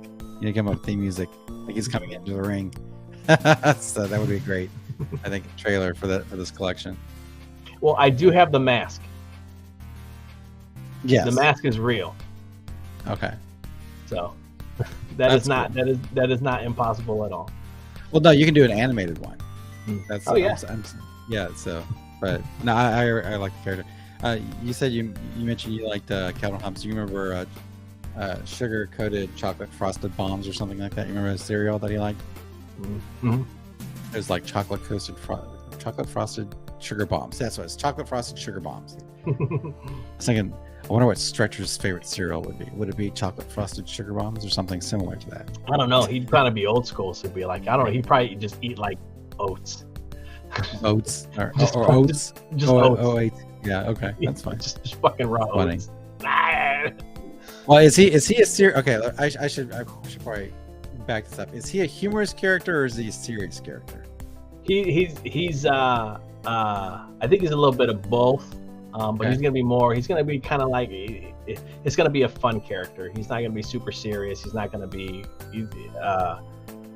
but there's a lot of gags that you can do with him, because he not only is he's a Mexican rustler, but he also rustles with a lot of he uses a lot of the old techniques based on how he learned. So he's actually Mexican from nationality. Well, that too, yeah. So it's he's not like, why are you doing that, kid? When you can just poke him in the eye, fucking poke him in the eye. Yeah. It'd be right. So I have a couple side stories and stuff that I have in my mind after. But he was like, all right, well, look out, and kick him in the nuts. Like, oh shit. So stuff like that, you know what I mean? It'd be like, oh, but you just simple eye pokes. He's like, why are you working hard? Come here. But he's gonna be like a kind of a, even though he's not old, he's gonna be like this roughneck, kind of crotchety, old school guy. You know what I mean? So, but he doesn't have a cell phone. I might even give him like a Dick Tracy watch or something like that, or I'll probably give him like a walkie-talkie or something, because the watch would probably break more. General Piggy says I'll definitely be backing it. So when it gets to that point, that's one. That's great. So when do you? I'd just be happy just when I start working on it. Just go to because I'm gonna put them on my Twitter, and I'm probably gonna do a site for them. Just go look at them. just read them and share them. Well, absolutely. And the idea, I want to do the strip because I'm hoping it works out. But I want to do, because I want to have the size of the Garfield books is what I want. Yeah. Well, I think there's collect 6 months of strips, I think. So, do you know anything about? I'm sorry, go ahead. They were like the weird rectangles. Yeah. I want the weird rectangles. That's what I want. Weird rectangle books. That's what I want. Yeah. So I know what you mean. They're drawn horizontal. It's kind of a pain in the ass, because you're stuck. You can't do vertical stuff. You're like, okay, if you do vertical, you want to do more vertical stuff, then you take half the strip too. So it's like, I don't want to have to go to normal format, but I might have to. But my dream would be to release it in like the old school hardcover colored Garfield size books in that format. Well, yeah, you'd want to do that. One of the things about Calvin Hobbes is that he fought tooth and nail for years to get this space to draw what he wanted to draw without having to slice everything up into pre-arranged formatted panels. And I used to do this for a minute. I was a features editor, and I would basically get a template for newspapers, say the Picayune Press. I'm making something up. And I'd say, okay, you need to arrange the Sunday panels for these comics. And so oftentimes you'll see a throwaway joke at the beginning of a comic strip on a Sunday. And what that is some strips, like if it's like a block of three, like 1, 2, 3, right? The editors would cut off the entire first block, and they would only run block 2, 3. And so the comic writers would have to either just use the entire block as a title panel, or do a throwaway joke. And Bill Watterson got fed up with this and said, if you want to run Calvin and Hobbes, you're going to give me the three box area. You're just going to give me that entire blank area of real estate. And then that's where you start seeing some of the most brilliant comic creations for Sunday comics at that time for the past 50 years. And there's never been anything since. But when you're doing your comic strip, you were showing me the yearly drawing there where he's like coming out of the helicopter. Mhm. Bill Watterson's the reason why you can do that in newspapers these days. Now on the web, you can do whatever you want, but back in the day, that was the format. So when you're talking about putting it in books, that was one of the big things was, when you've got those weird rectangle books, it's because they're cut down and they don't have those initial jokes. And that's my old man rant for today, I promise. But that's why my Calvin and Hobbes books, it's standing up the wrong way. So I'm kind of like, every time I pass by, I'm like, maybe that's not such a good idea because it doesn't fit on the shelf. Yeah. It hangs off like an inch. So I have it. It fits perfect if I stand it up like this instead of having it with the spine exposed. I have it stand up like this, and it fits on the shelf. So I'm just like, every time I walk by, I'm like, oh, maybe it's not such a good idea. But then it would be cool because it'd be different. It would be. Here you go. Calvin and Hobbes. Awesome. So, but actually, it's funny. I'm talking about Calvin and Hobbes, and I can just like show you exactly what I'm talking about. So, let's see. Book 1. Okay. All right. So, be careful. These aren't hardcover, so let's see here. I think I bought the same one like 3 times. You bought the same book? Yeah, I think it's the same. Every time I see it, I'm like, oh, let me get that. And then I think I got like 2 of the essentials. All right, so you'll see here where on that Sunday page, like that entire top row is a throwaway joke. So, let's see if I can. There you go. Oh, this one. Yeah. So the other one's okay. Essentials, all right. Homicidal Psycho Jungle Cat is the one. Oh, I love that one. Yeah. I had that book. I used to have that book. When I gotta stand up. Look at the Sundays on that, right? So open that book up, right?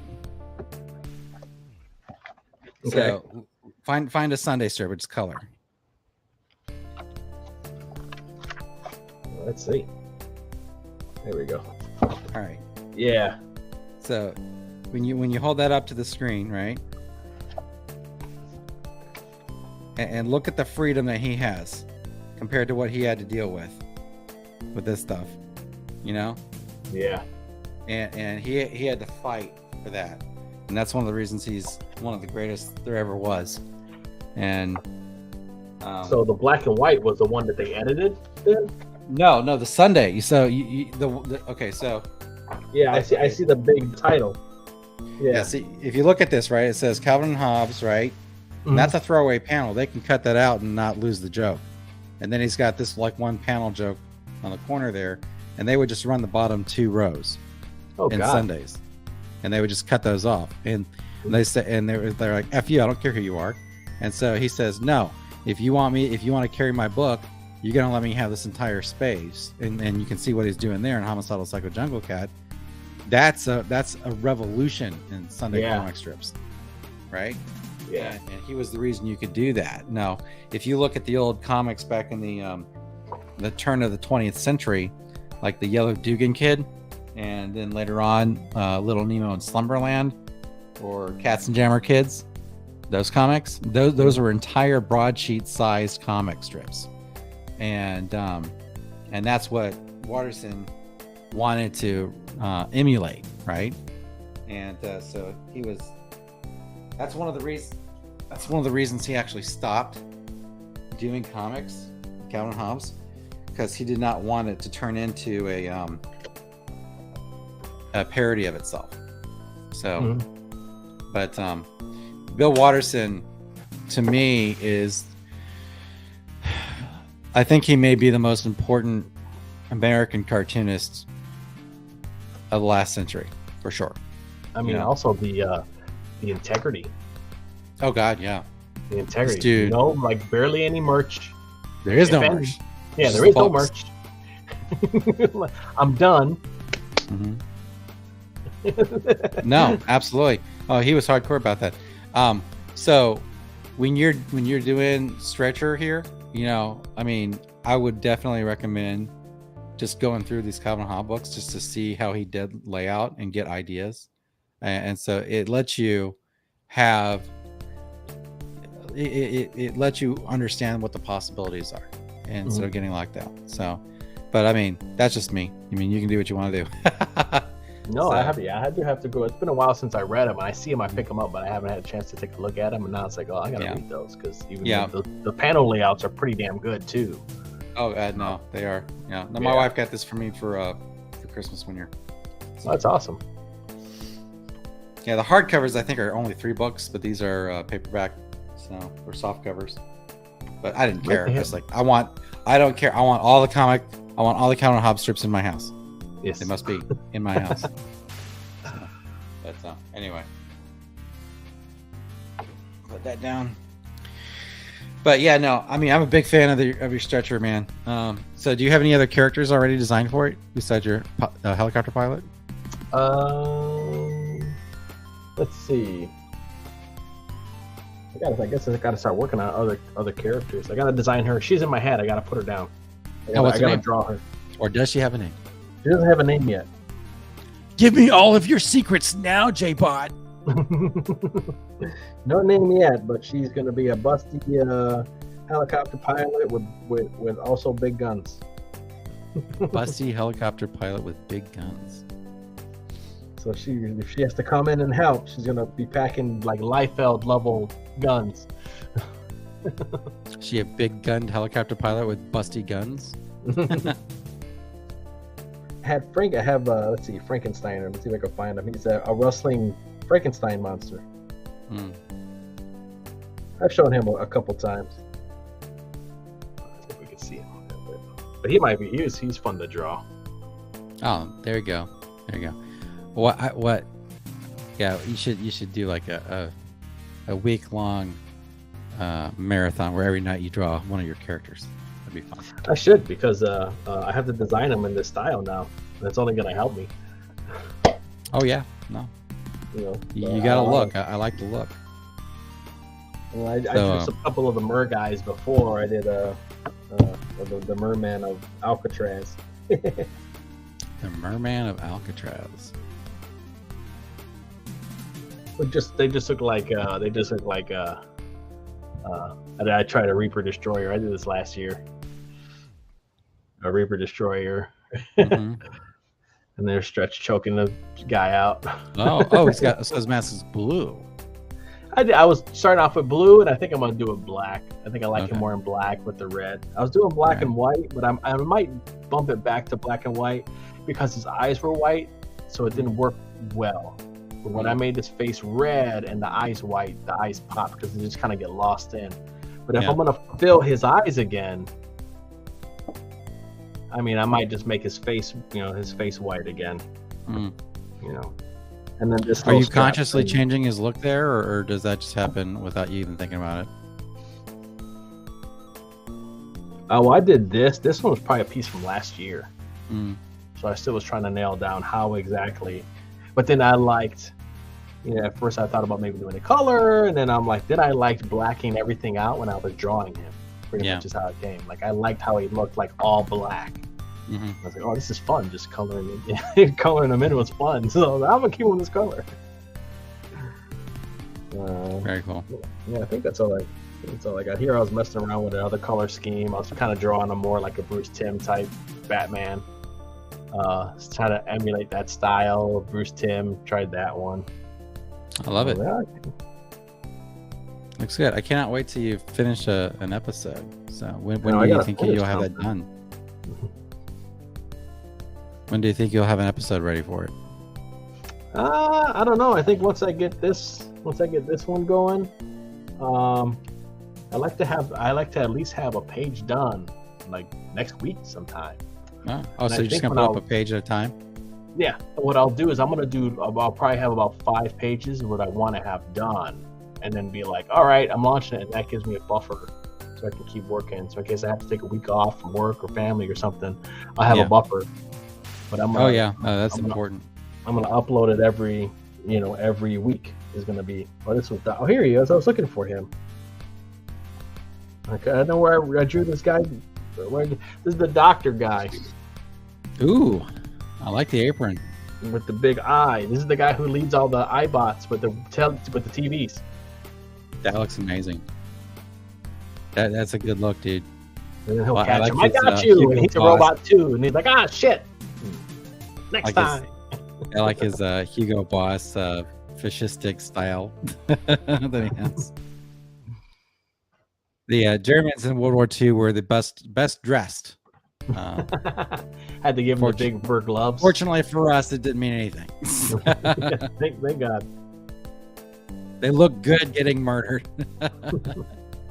This was one that I did. This was a piece that I did of this would be Stretcher's grandpa in World War II. Ooh, nice. Love the wheel there, dude. People That's don't do awesome. wheels right, man. Dude, that's what's awesome in digital. I just grabbed a picture of a wheel and traced it, and there we go. We were like, yeah. Don't tell people, man. It's like, yeah, I did that. But so that would be this is Harry Howitzer, and he was the artillery support. So they would shoot him from the battleship. He'd get in the cannon, they'd shoot him, and that's how he would get in. He would land in the battlefield. Nice. And he'd just run through shit. So that's why there's a truck tire, and that's why there's you know what you gotta do, right? Poor guy's losing an arm. You know what you gotta do, right? You gotta do a cover with Harry Howitzer being launched from a ship, right? And you see the ship way down below in the ocean, and then he's up in the foreground, and he's got other shells that are coming with him. And that would be epic, dude. That would be so epic. It's like we can't drop air support. It's like we'll launch Harry, send him out there. Maybe even have his mouth doing that kind of like the wind's catching it, and it's like. I got some other one. I got another one too that I got in England, an older like 1800 Stretcher. Nice. Fighting like 1800 Stretcher. Fighting Jack the Ripper somewhere. Wearing like suspenders and a button-up shirt. so I'm like, I started thinking of. I could always do flashback episodes too and stuff like that as well. So that would be. That's the reason they saw the Rippers, because he got whacked by a Stretcher. It was on the down low. But each one, like contributes a strength to the mask, and that's why he becomes stronger. So that's why he's bulletproof, and that's why it's other people paved the way for him. So yeah. But yeah, it's I think it's a neat idea.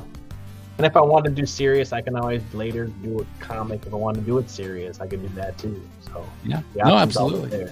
That's actually kind of what I'm doing with I have a silly, stupid comic. Webcomic, and then I'm turning it into an actual real solid serious comic book. So it'll still be funny just a little bit.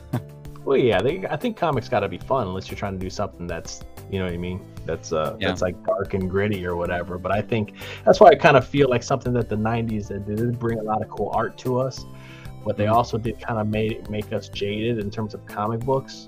Yeah. To where now I feel like with how manga and anime is, I feel like it brought some of the fun back to certain things. So it's like like Chainsaw Man and like things that were like Bubble and just goofy shit. That people are down. Like they want to see the goofiest stuff now, the most outlandish, outrageous, like fun, goofy things now. And I think if they did the Batman Brave and the Bold today, it probably would have done better. Because I don't think people could understand it. Like they were like, "This isn't Batman the animated series," but it's like that and Adam West Batman put together. Yeah. And it's heroes being heroes, villains being villains, and it's a lot of Golden Age villains and a lot of Silver Age stuff.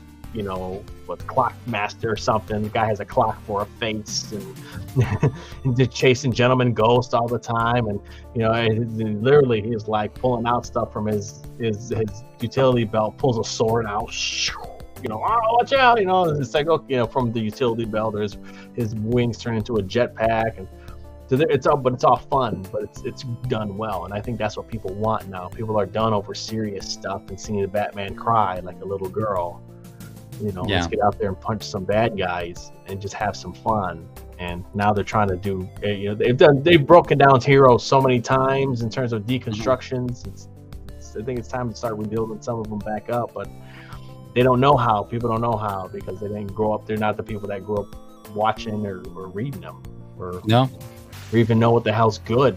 You know, if you did a classic story of what is good, I think anybody can jump on board. You know, he stopped that thief from hurting that old lady. He's the hero. Good job. Well, they'll be like, well, you know, maybe he was a little bit too rough, and that guy was only trying to feed his family. It's like, oh, well, get a job, you bum. Like, this is a comic book, dude. This is not like social commentary. I mean, we're not curing poverty, right? It's like that. I mean, if that's something that you want to do in your comic, then cool, man. But it's like you're kind of you're forcing you kind of imprison the fandom of certain things that was not like that. And now you're wondering why they don't like it. And it's like, they're here for hot dogs, man. And you're trying to serve them whatever weird, sloppy, high-class stuff that you want. Your oysters. And it's like, no, man, you're here for the hot dogs. They want chili dogs with cheese on them, baby. Like, no, you're absolutely right. In fact, it's not even necessarily oysters. Trying to serve them like vitamins. So, not even real food. Yeah. But, no, you're absolutely right, and you know, it's people want to see drama, like what you're talking about with Stretcher here, right? You know, he's got, you know, you got these big 10-foot robots, right? And do you want Stretcher to come down and talk to him, like he's like, you know, debate class? No, you want him to come down with his elbow flying down off the top rope, literally from the sky. You want him to fall out of the sky. That is probably a problem that he has, though, too. And that's like, oh, it's a giant robot. I got to punch this thing, like, right? Like, that's what we do, right? That's what you want. You don't want people like screwing around. You don't want to give me 20 pages of exposition about your fifis and how someone stepped on your dog's balls, you know, when you're 3, you know, it ruined your life. Yeah, I mean, no one cares about that stuff. So, not in the terms of a comic book, at least. Or a film or a movie. If I want to be lectured to, I know there are plenty of churches I can go to get lectured to, so I don't need to pay, you know, $12 to sit in a theater and have some idiot who doesn't know what they're talking about tell me how to live my life. All right, man, it's coming up on 1. I'm gonna have to punch out here about 3, or 3 minutes. So. Okay, yeah, that sounds good, man. Yeah, it's about the same time here. I've been out of commission, man. I've been kind of sick this whole weekend. I don't know what, if I had a stomach thing or something. I just felt like trash this whole week. Even though I went out of town, it wasn't even enjoyable. I just laid in bed. Oh, that sucks, dude. Yeah, I was out of town as well. It's my wife's birthday. We she likes bed and breakfast, so we found a really good one. Found one that had like the best cookies. They've got a cookbook, but they don't have their cookies in their cookbook. It's like a secret recipe. I was like, they got you. I'm not really into cookies, but damn, this is an amazing cookie. So, now I'm scouting out because I live in Orlando, so they're gonna have a moon rocket launch here in about a month, and so I'm scouting out locations to go out and watch it because I've never seen a Cape launch close up. I live close enough that whenever there's a rocket going up, whenever there's a SpaceX rocket, I can just walk out my house and see it. So that's awesome. Yeah, but I've never actually been to the Cape to watch something like that. So, now you're gonna bring Odin in. I can't just leave now because he popped in. He came to take your place. But take your place. But there's a beach. There's a beach that's directly north of the launch complex called Playa Linda, and you're so close. They've got it fenced off, but you can go right up to that fence, and you can see the launch pad clear as day. You know, you're 5 miles away from it, and so they're gonna do a moon rocket launch, like either August 29th, September 2nd, or September 5th, depending on the weather. And so while we were out there in the beach, I was like, I'm gonna pinpoint something there. So nice, Odin. It looks great. Thank you, sir. Oh, yeah. Let's pull that up. Highlight that. How are you guys doing? Doing good. Coming out great. That doll, the child thing's creepy as all get out. Jesus. She's got to be. That's just the beginning of her creepiness. So I just be like, all right, drop the gun. I'm out. Peace. I have not yet begun to creep. This kind of skews the image, though. because Yeah, it's just like the. the angle of my drafting table. Yeah, Oh yeah. that makes him look like he's like tapered and narrow. It better. It be still a looks bit- amazing. Whether he's Yeah, tapered or great. not, looks amazing. You're rendering Thank sick, dude. Thanks, man. You know, I love what you did here. do. I love how her right leg is like in the shadow, like because it's underneath her. People don't understand yeah. this stuff. Yeah. So. Yeah. I gotta take notes about that. Just You look know at what this is, look at Odin? You know what Frazetta, this is, man. right? This is 1 point perspective. You got it, man. It is literally 1 point. I mean, in reality, it's 3 point because everything is, but yeah, it is 1 point perspective. And if you can find the perspective, it's like right in the middle of her fucking nose or freaking nose. I'm not over my Twitter fight. Oh, is that person still arguing with you? No, I'm just kidding. No, that guy let it go. Drew just hasn't yet. I'm being immature.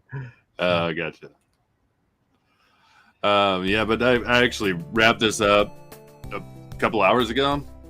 Mhm. Kind of where I was like, okay, I feel good about it, and then I laid down for a nap, which I meant to like take like one of those like power naps, you know. It turned into like a 3 or 4 hour nap. So, and the first thing I said when I woke up was like, I bet JBot was streaming and I missed it again. I walked over and Yeah. like, oh, he's still on. Okay, cool. Yeah. So yeah, I'm actually gonna pull up what I was working on. Oh wow. Oh, that's awesome. Work on this, guys. So Awesome. is this dude like totally nude, or does he have like a suit on or something? He's nude. I mean, I spared drawing things, but either that, he's just a wee guy. But You want to draw the spectacles? The spectacles. yes. So I was just like, nah, we're not gonna do that. I wanted that angle, and as I was drawing the legs, I'm like, no, we're not doing that. If we were going to be correct. Yeah, you don't always want to be correct. I'm gonna have to leave, but before I do, I hope you can indulge me, JBot, because Odin. I found out something about Odin yesterday that I didn't know, and made me extremely. Odin has an appreciation for a specific musician that is very important to me, and I couldn't believe it. I couldn't believe it when I saw you post that album cover. I went, not only did you post the artist, but my favorite album by him. So. Oh yeah. No, there's a tweet, and this guy's like, "What's an album that's a 10 from the first track to the last?" And so everybody's like going, "Oh yeah, Back in Black," and everybody's like putting out every single album that everyone else has already heard. And I was like, you know what? I'm gonna put up something here. Not a single one of these people have heard of it. I am certain of it. And then out of nowhere, Odin goes, "Man, that's great taste. I love that." I'm like, what? Right. But I think that you have to have been raised in a certain kind of context to even know about the album in the first place. That's pretty much true. Yeah. But well, go ahead. I was gonna say that was so. For those who don't know, he's talking about Rich Mullins, who's just a phenomenal. Like, his story of who he was almost more incredible than the music, and I loved his music. But he's a Christian artist, so that's why I was like, oh, weird.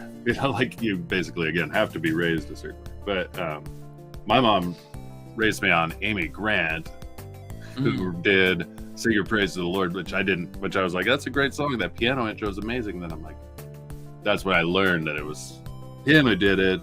It's just basically a Bach piece that he added to the song. But anyway, that was my exposure and my story for the start of Rich Mullins.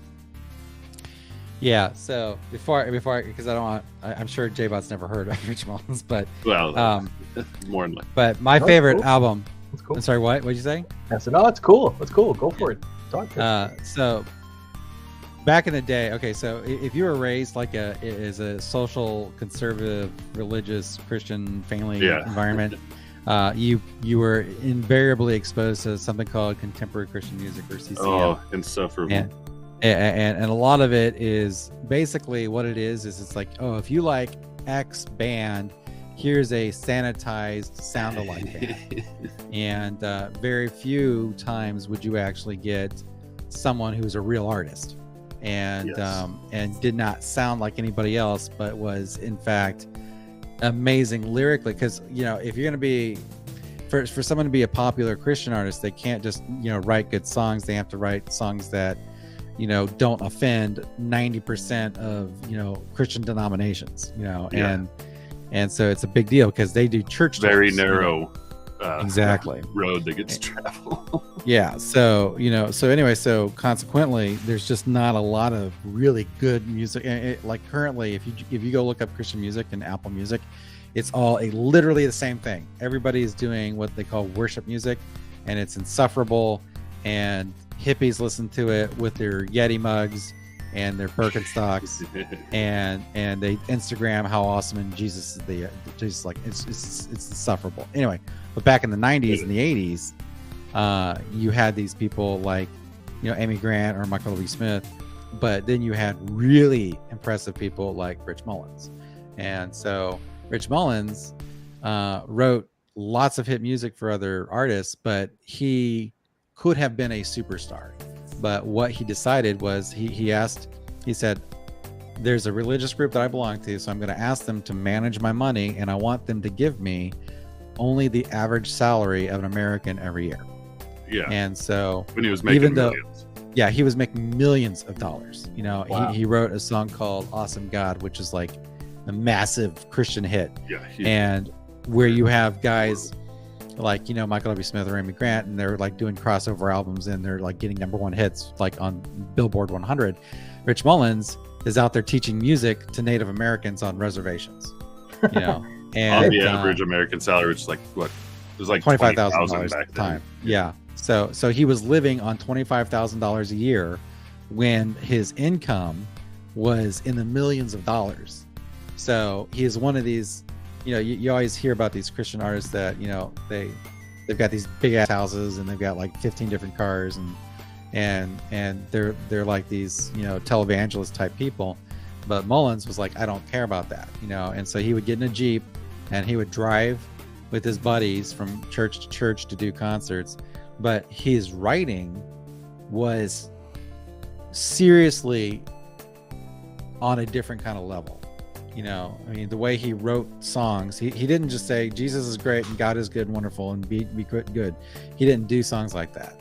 And he struggled consistently with what he believed, and trying to be better, and he was always doubting himself, and that's what made him so real and such a brilliant artist. Right. And so he released several albums, but the one that I mentioned in this thread is considered by people who know to be possibly if not the greatest Christian album of music ever written and ever produced, in the top 5. And so anyway, but Rich Mullins was killed in a car accident in 1997. So he was on a way to a concert, and he lost control of his Jeep. He wasn't wearing a seatbelt because he didn't wear seatbelts. He didn't show up to churches all looking awesome. He looked like a homeless person when he showed up, and he would go barefoot on stage and drink Diet Coke. And so, but yeah, so he was, he totally was, and he was writing with a guy who's kind of like a protege of his, and they lost control. Someone lost control. One of the two was driving, lost control. He was ejected, and then he was hit by a car. And for Odin and me, that was devastating news. And because there's just, I will tell you, Rich Mullins' music shaped my worldview in such a way that I would probably put him in as one of the top 3 people who influenced the way I look at life in general. Oh yeah, I would agree with that. And people talk about John Lennon getting shot or Kurt Cobain dying. These and how staggering and horrifying it was to them, and such a great loss. That's Rich Mullins for me. Yeah. So, but anyway, but before I go, I want to say my actual favorite album is not that one of his. My favorite album of his is Never Picture Perfect. So, but I just wanted to show that or tell you that because I knew you would know. I actually don't know. I didn't know a lot of his albums. That's like the one that I actually purchased the album and listened to through and through. You know what I mean? Oh yeah, no, Like a lot of the others, it was just the singles or whatever that came off it. So yeah, so that was another interesting. Like that album, I actually listened to from beginning to end. Cool. Yeah, no, well, check it out. Never Picture Perfect. Yeah. I think you'll like that one if you like Liturgy, Legacy, and Ragamuffin Band. Yeah. All right, go ahead. I'm sorry, I didn't mean to cut you off, Odin. I was just agreeing with you. I didn't have anything to say. I was just all right. So JBot, what's one of the most influential musicians or bands that you ever had in your life growing up? Oh man, I don't know. There's not one cassette or CD you wore out? Oh man, I'm trying to think, man.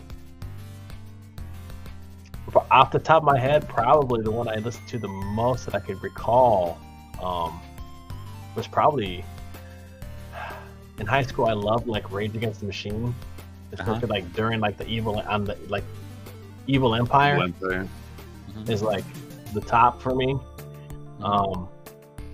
Battle of Los Angeles was pretty good, but then that opened me up to more stuff to where I started like listening to like punk rock and stuff like that.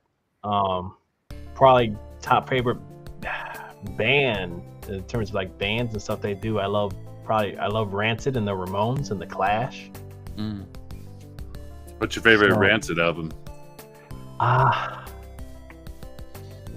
That's tough. You know, I do really like Life Can't Wait, or is it Life Won't Wait? But Indestructible was so good that it's hard to top Indestructible because it was like literally like every song on it. Like I would listen to the whole thing. Yeah. That's why I don't know those two. Like I know 2 albums from Rancid, and I love them a lot. But then I quit paying attention to them, and that was Let's Go and Out Come the Wolves. Like, yeah, Out Come the Wolves is good. Like Indestructible is like Out Come the Wolves 2. Oh, okay. And then Operation Ivy. Like I love Operation Ivy. Yeah. Man, Mighty Mighty Boss Tones. I love the Mighty Mighty Boss Tones and the Dropkick Murphys. See, it's hard because like around that time, like I listened to a lot of Rage Against the Machine, but when I got into like punk, like it was going to see Rancid. It was going to see. I probably saw the Boss Tones like 30 times, man. Like, oh wow. And you know, and then the Dropkick Murphys, and then seeing Rancid play with the Murphys and stuff like that. So probably, man, it's hard to kind of pin down something that was like so influential. Like going to those shows probably shaped me as a person. Just because we didn't like going to the big shows. You know, we felt like going to the big shows. That's not punk, dude. We'd go to there's the place in Chicago called the Metro that was our favorite place to go. And they would have like the Murphys would play there, Less Than Jake would play there, like a lot of bands would play there. I probably saw Plain White T's like 4 or 5 times because for some reason the Boss Tones would have them open, and we hated them. Everybody hated them. We're like, what are you guys doing here? Like it was crazy because you'd have like Plain White T's, and then you would have like another like kind of like punk band. There was like Plain White T's, and we were like, okay, like we didn't know what was going on. And then like there was another band that was called Squad 5-0, and I only seen them once, and like I bought their album right there. They were like 80s like glam hair metal. Like they dressed like that. Like they had the hair done and the eyeliner, and they came out and we were just like, okay, what's going on? And they started playing, dude, and we were just like, holy shit. So I must have saw Plain White T's like 4 times for some reason. We're just like, not these guys again, no. Oh yeah. Man, but yeah, it's tough. Probably if anything, the Metro in Chicago probably shaped who I am more than the certain bands. Because who's at the Metro? All right, let's go see him. You know, That's and that was funny. like maybe $10, That's $20. You know, you can get tickets at the door, and you'd walk out with a T-shirt for $10 and stuff like that. And we never went to any big concerts. Yeah. You know, people who didn't grow up with like their own underground or punk venue or something like that. You know, that's always sad. Like Yeah. what your experience. Like I had a similar experience, and it's like it's just an awesome feeling because, like you said, it could be any night. You're like, well, who's playing? Let's go check it out.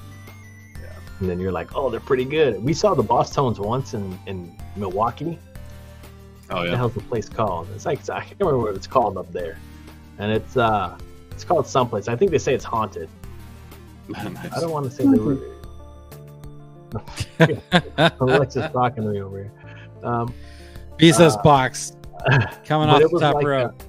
like nobody knew what a pit was. So we go in to see the Boss Tones, and because we saw them the night before in Chicago, and they were like, we got tickets on cheap, so we drove up to Milwaukee, and it's like we go in there and people were in their Aeropostale shirts with their khaki shorts and All right. all that stuff. And the guys that went to see the Boss Tones, we wore suits when we went to go see the Boss Tones. Yeah. We didn't wear we dressed up in suits. Like we would have a T-shirt underneath, but we wore suits or suit jackets when we went to go see them. You know, Yeah, if that you find makes the sense. plaid suit jacket, it was the better. Tweed better, dude. It's We gotta were- look. Yeah. yeah, and we'd go see them, and then we were there, and all these kids look like they walk out of a structure ad, and we were just like, "What the fuck?" All right, man, cool. And you were So a then- skanker. So we go to and we start a pit, and like nobody knew what one was. Like everybody just scattered. Oh, that's fun. So it's like when there's no wall to a pit, dude, you're just sliding across the floor. There's nothing there. Yeah. So we're just like, okay, they don't get it. We'll just take over the front. So we took over the front, and so you know what? Honestly, I'd have to say probably the Boss Tones, man. I'd have to say the Boss Tones. There you go. It's probably That who makes I've seen sense. the most. And they exposed me to other stuff. I don't think I would have known about Rancid without the Boss Tones, honestly. Right. Because I would see Out Come the Wolves, and I thought it was like metal or some shit. You know, like the album, because everybody wore the Rancid shirts with the album on it, with the dude on the steps with the mohawk. Yeah. Well, it looks I'm like, what is- hardcore. It looks like hardcore, and then they're like, Yeah, they do a lot of ska, pop punk kind of stuff, and you're like, wait a minute. yeah, Now, some of the stuff, especially on Let's Go, definitely had that yeah. more hardcore sound. But yeah, that wasn't even close to hardcore though. Mm-mm. Yeah. But they would Because I have love like, hardcore. Hardcore was actually like old shit. You know, when it Mm-hmm. made its way over here or where I was in Denver. I dug that shit. But yeah, and this is the total dichotomy of Odin. Like Rich Mullins. Rich And then you're like, well, what's your favorite? Mine would be but the question was album. That's right. Yeah. What's an album that's 10 to 10 or 10-10 all the way across? 10-10 all the way through. oof. Well, I have a few, man, but I mean, I've got secular albums that I think are like that. yeah, most of the ones I'm Obviously, gonna Back think in are Black not is one of Christian. those. So, Oh, okay. Yeah, that makes sense. I'd say Faith No More, Angel Dust. okay. That one was Let's see. perfect Let's see who's from saying beginning to it. I neglected this chat. Like I And went JBot up to mentioned, and never came back. The first one you mentioned was Rage Against the Machine and Evil Empire, but that's self-titled album. I listened to that as much as anything, I think. I was Yeah, blown that away was- by how good that was. That was so good. I just feel like now that's the one everybody plays. Everybody plays like "fuck you, I won't do what you tell me" or like "Kill Yeah. the name" or whatever. It's like, dude, I like Down Rodeo, bro. That is so. But those fat are and the chunky, hits, dude. like- that's my shit, man. Like that's my rage right there. And The everybody's rest of the just- songs on that self-titled, though, that weren't Killing in the Name of or, Freedom, they don't play that one that much, but Mhm. Know Your Enemy, I think that's Oh, no, I think that's my favorite song of theirs of all time. Oh yeah, Yeah, that one like destroys. yeah. It's so like, oh. Now they're all like, "Get your vaccination, kids. Yeah, well, Get vaccinated." all I can say about Rage is fuck them. Yeah, yeah. Get vaccinated. Wear your mask. You used to be cool, You're but just abort babies, and you're just like, dude, what the fuck? screw you. I'm like, all right, man. You guys are total sellout. Yeah, it's like, But after Battle of Los Angeles and they broke up, I didn't pay attention to anything else they did, because then that's when I really got into Rancid and the punk scene, and I was like, all right, well, you know. Yeah, well, and that whole scene, I mean, it's sad because it used to be a counterculture movement, and now it's status quo, and I don't know. Like I said, it's just sad. Yeah, it's all the guys that were like, oh, fight the punk, you know what I mean, all Yeah. that type of stuff. The And now ones they're that I like, know oh, are okay, punk are the well. ones who seem like real conservative now. You're Yeah. like, wait a minute. And they're Well, like, well, I'm with the- counterculture, man. I'm not going to go with the flow. Yeah, yeah. Well, I guess the Ramones were always conservative, apparently. Yeah, that's funny that they were, because yeah, most of their fans would be very left leaning, but yeah, they were always. I remember interviews with Joey, and he always just came across as like that dude who's like, well, I kind of look like Howard Stern, but but he came across as someone who's you're not going to change his mind just because of this swaying tides, you know. Yeah, that's why I feel what happens to a lot of people. That's just like, you know, I feel like I didn't change. I feel the post did. Yeah, they changed, not a. Pretty much what happened. It's like, you get this, and this. Like, I always kind of thought I was more central and maybe like, you know, maybe more left leaning. And then it's like, my views haven't changed. It's everything Yeah, else. no, like, I'm like, all right. Yeah. I guess to be I a was little left leaning for 10 years ago is to be like extreme conservative now. Yeah. Well, you're just conservatives have learned to live in a world where everybody hates them, so they're just happy to talk to anybody. So it's like now you find yourself you're on the wrong side of the Stalinistas, and the conservatives are like, hey, we'll talk to you. We want friends. Welcome. Well, no, it's always you know, there used to be this thing floating around for more central-minded people where you're like, I'm considered this by this side, I'm considered this by this side, you know, just basically shunned by both. Yeah. But you know, another band that was always super conservative, I mean, they come back and forth, and they are just kind of what they are, was Slayer. I mean, they had a song called Ditto Head because they were fans of Rush Limbaugh. Is that right? I'll have to look that up. Yeah, it's an insane song. It's not. You won't understand a single thing he says. That's okay. Doesn't matter. I've always Doesn't appreciated the raw energy that Slayer has, but it's one of those things, like same thing, but like Nirvana. Like I'm the same with I'm the type of guy. That's kind of why I got into Rancid later. Was like everybody was wearing Nirvana shirts, everybody was wearing Slayer shirts. Oh yeah. Like everybody's wearing Korn shirts, you know. And it's like if I see everybody like wearing Right, something too and much, talking too about saturated. something, I want to go the other way. Yeah, I'm like, no, I've been the exact same way, man. You know, I'm like, So I feel like they kind of ruined that. You know, they ruined it for me. I missed out on some stuff because Well, I think for Slayer, because they've been around forever. Like when it was my time and I got into them, they were kind of at a weird spot where everybody was, you know, they seemed cool to me because of what the kids before did, and nobody my age was really like giving them their credit, I guess. Mm-hmm. But I know exactly what you mean. I was always kind of if everybody's going this way, I can't. Or if, like I said, if it's too saturated, it's like everybody's into those guys. They've got their audience. I'm gonna find my own. You know. Yeah, Find it's my kind of own like, stuff. I don't know. Mine. Yeah, I hear it. It's like, and it's the same kids with the long hair, and they were tall and gangly, and they all Hey, look I like members resembled of, that remark. and they look like That they was belong me. in Nirvana. Those are the guys that like Nirvana. You know what I mean? And it just was like everybody's wearing the same shirt. I'm like, I said, I can't, man. Like, I just can't. You know. But then I'm over here wearing hookups, like the hookup skate shirts and shit, and they're just like, oh, what's that? Like, oh, is that for kids? I'm like, yeah, man, sure, whatever, dude. Like, I don't know what that is, to be That's honest. so funny. I never had a chance to do that because of my prison that I was raised in. So I was just gotcha. looking for any kind of music I could get away with. So, Well, so I have a very eclectic taste. If you did it like me, you had a lot of albums ripped apart, tossed in the trash, Oh yeah. burned in effigy. Like No, like everything I okay, did was so- of the devil, especially Slayer Hell Awaits, where my mom really hit that oh my one. god. No, my parents got really wrapped into some of the crazy rock music as evil people. Yeah, And, yeah, it was a big it thing, was- man. It was weird because we went to this church that had a contemporary band, like with Right. guitars and drum kit and everything.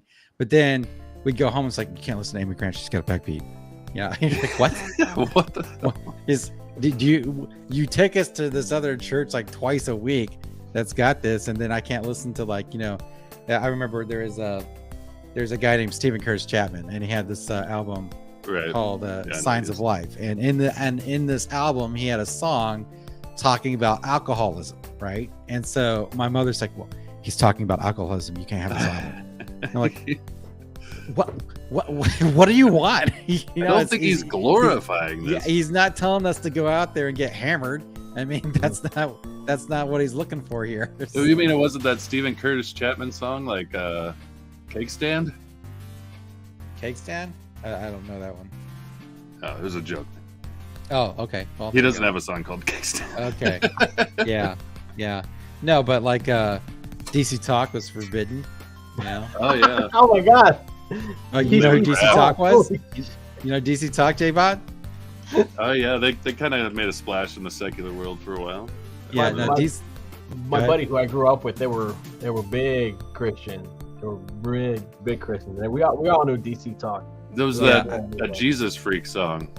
Yeah, that album actually, it's funny. That's one of the other Good albums I song. would say is a 10-10 all the way through, believe it or not. Oh yeah. So, yeah, if you ever listen to that album, there's a reason why you heard about it in like it was played on MTV. It's because all the way through that is a tour de force. I mean, it is a monstrously good album, and so but yeah, so they were one of those bands that like to reinvent themselves.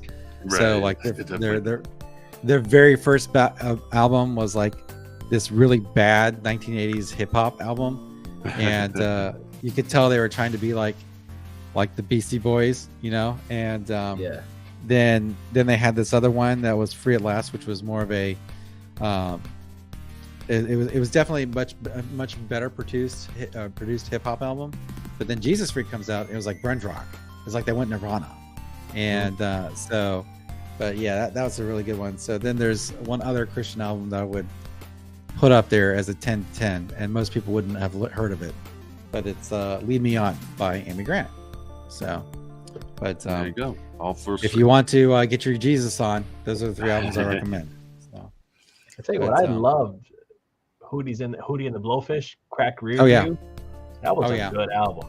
it is. come on, The man. one that came after that, I still listen to that every once in a while. You can't fault them, Odin, that they were overplayed. That's not. I can't fault that they're just basically a barroom cred band Yeah. that got famous somehow. Okay, fair enough. Sorry, I have issues with. that was the thing too. Like when they Let her cry. It's just not- well, I feel like when they came out, then the copycats came out. Oh yeah. When Crack Review dropped, then everybody, then you had people sounding like them became big. Like I don't know. The first thing and I kind of don't even know if they sound like them. It's been so long, like Wallflowers, like the Wallflowers. You had Wallflowers. You think the bands Wallflowers sound like Hootie and the Blowfish? I don't remember. The same voice. Everybody's trying to do the Darius Rucker voice. Well, no, that's Jacob Dylan. That's Yeah, Bob that Dylan's is- son. He only got famous because his dad. Well, his that one headline song is actually pretty good. I like that song. So. Yeah, no, he wrote a hit too, but I don't know. Definitely helped that his dad was Bob Dylan. Yeah, it didn't hurt. He might have got in a few doors because of that. Yeah, Ones that I weren't was available to your average. scrolling through my iTunes music and I'm looking for albums that might be 10-10. I'm like, no. Everything's no. So I don't know. I've got an eclectic music taste. I like a lot of different stuff. So actually, I started actually looking at, because I didn't really listen to Beastie Boys. I just started going, it's like, I'm just going to sit down and I'm going to listen to all the Beastie Boys music. I did this with the Rolling Stones in the summer. I'd never listened to the Stones before. So not only did I listen to the Stones, I went to one of their concerts last year. So, Oh man, they're still playing. yeah, well, I figured it's like this is probably the last time. Yeah, Weekend I'm at gonna Bernie's get a time chance. 4. Talk's clicking. I better go. If I don't go now, Okay. I'm probably never gonna be able to tell my grandkids that I saw the Rolling Stones in concert. You know, I've said that with a few bands, and where I'm like, okay, this is like a classic, have to go because they're old, may never see them again. And it's been hit or miss. Like some of them I've been super impressed. Like I can't believe these old men are rocking the way they do. And then other ones I'm like, oh, they really need to just stop doing this, you know? Well, it's funny. One of my life goals is to be able to move like Mick Jagger does at his age, because that dude's Yeah. like almost 90 years old, and he's like flying up and down. I'm like, Yeah. is it the cocaine? I move like is that what's now. going on? Could be. Well, for So we whatever the trick is, it worked. Yeah, no, it is. Okay, so Jagged Pricey says, I don't pay attention to what was popular or not because I have some popular songs on my playlist and some obscure ones. I just like what I like. Well, that's what you gotta do. And then Earth's Best Entertainment says, hey, JBot. Hey. Show him up. Oh yeah, let me show you. He sent me my book. I'll be right back. Let me show you the. I got the. He sent me the volume 1. Yeah, we're just gonna keep converting people to Christianity while you go. So don't worry about us.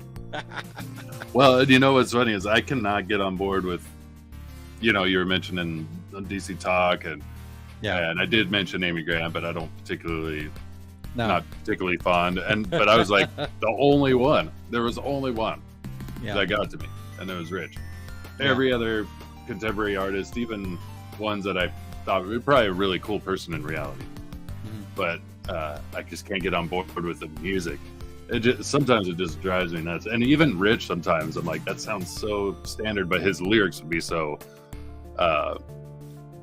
hard hitting, I guess, because he wasn't afraid to like just say like it is as far as death and no hypocrisy and things like that. I'm like, oh, I love that this guy's pushing buttons and just being honest about the realities of this life of faith. It's like it's not as cut and dry as these stupid worship songs make it sound. Oh yeah, no, you're absolutely right. And that was one of his songs, and he did like a kind of a country kind of album after that one that you're talking about, the liturgy that you sing the Ragamuffin Man.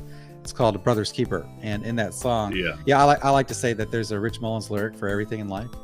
So, that's probably true. My kids say that because they've been forced to listen to it a lot. Well, Brother's Keeper is a great song. Oh yeah, so there that song. It's like it's like I'll be my brother's keeper, not the one who judges them. And the funny thing about that song is like in the verses, he's like all these different people in all these different professions and how they're screwing up in their chosen profession. Yeah. So it's brilliant stuff. Anyway, all right, let's look at Earth's Beth's book. Yeah. So I got it. He sent it to me. That's gigantic, or it looked like it. Oh wow. Maybe I was just Good job, dude. Look at you. Wow. Right? Styling and profiling. That's right, Yeah, man. You made it is the arrived. thick boy. Okay, it is there. Holy I was like, crap! I thought That's an actual book? Yeah. Merry Christmas. Can you show some? Of the, Yeah, you can buy this. I just buy want to this look right at now. your cover, but just because like that big a book, I was like, oh, That's a nice one. That's a nice I want to send one to my old man. Be like, hey man. oh, you should Show totally us do some more interior, man. I promise I'm not going to pirate it. that. Yeah, after talking about Jesus, I'm going to pirate comic books. Right. Well, they do talk That's about good. they do Bible passages and stuff in here too. Did he Oh, really? That's cool. did he draw these interiors? No, let's see. Let's give some credit here. Yeah. Give some credit. Earth's Best. So Michael Gotti is EB, Team. the writer. Gene Pedroso is the artist, and he has a couple of David Lynch and Gabriel. Is that Gabriel or Gabrielle? I can't tell. Is there an E after the L? Yeah, it's Gabriel. Gabriel. Okay. Gabriel. Yeah. If there's an E afterwards, it's Gabriel. And then, That's and then Michael. an interesting font choice. Look at that. Look at that. You see that, Odin? What point perspective is that? Let me get rid of the glare. I'll go with one again. One again? Okay. So cool. He sent me 2 copies, and one I'm gonna send to my old man. Gabriel is a male, says EBE. Yeah. All right. Gabriel. That's me. I just can't read. That rhymes actually. Gabriel There's the some male. dudes named Gabriel. So they're European. If you like superheroes French. and animals, then this book is for you. But it's a kid's book. It's meant for. I have a cousin named So Gabriel. it's not furries. No, it's not right. No, it isn't. A team of furries and Earth's best friends. Earth's best Jesus friends are furries. God. Well, you know, I That's don't terrible. doubt that they have their own propaganda. And I think it's Probably Earth, not. it's Earth's Like- bestfriends.co. I think is the site. .co? .co. Okay. All right, Yeah. cool. Good job, Earth's best. Yeah, How many what's pages- how many what's his pages real is that? name? Yeah, Michael? how many pages is that? Michael Is he- Gotti. is he Okay, Michael Gotti? God. good job, Michael. We're just exposing you. You can't go by Earth's best forever. Yeah, We saw the book. Yeah, some Doxed. other indie book ads in here too, which is cool. Oh, nice. That's always clever. Oswald Chronicles. Yeah. Book about mice. That's cool. Yeah, you could have made it big this whole time. Just saying. Oh yeah. This is a professional stream. Yes. We know what we're doing half the time. 50% of the time, we That's know a what we're nice doing page. 30% of the time. That's a a very cool nice thing. page. I like the Samsung Galaxy S3 phone there. America. Merca, And then these Rosie, couple Fury, not furry, Fury. Fury. BB. So each of the What's the blue one? hyper feline ninja heroes is the group of the 4 kids, and then it's also focuses on these other kids that have animal that they turn into animals too. Oh, But you're gonna have to explain Super Steak to me, yes, please Twisted do. friend. Michael, you're gonna have to explain Super Steak because he shows up out of nowhere and then vanishes. And I'm Super just like, Steak. I just kept thinking of Salisbury. Super. I just kept thinking of Super Freak. Singing the song. That's some Super neat stuff, Steak. 'cause this is Super some neat Steak. stuff. Super steak. He's super steak. steaky. He is super steaky. Super So these steak. coming too. That gets a character. That's a that are great coming down pose. the pipe. I love that. Yeah, these are pretty neat. Oh, 80s would like that when I said the tail. That's crazy. Haha, nice. Uh-oh. Okay, so Michael's gonna have to explain that one to me. I like this one. Which one? The Kami, rhino? right? The Yeah, Kami go Rhino. go back a page here. Okay. The So, Kami Rhino. so what I'm trying to understand She here has no bottom. is why she has a top but no bottom. That's Yeah, what, that's a exactly good what I'm point. trying to understand. How is that working? Because Is she's it a because damn she's a villain? communist. She's a communist. That's why. She's a Kami. They can't afford I'm here to fans. seduce all of you people with my rhino. Sexy. But those are some great concept or character. Yeah, these are very good. I like this one. I like the shark dude. Yeah. Yeah, roller skates. Yeah. Adele the Nice. Rhino. Folks always talk about the no bottom. No Yeah, just bottom. put some on here. Why do you think that is, Michael?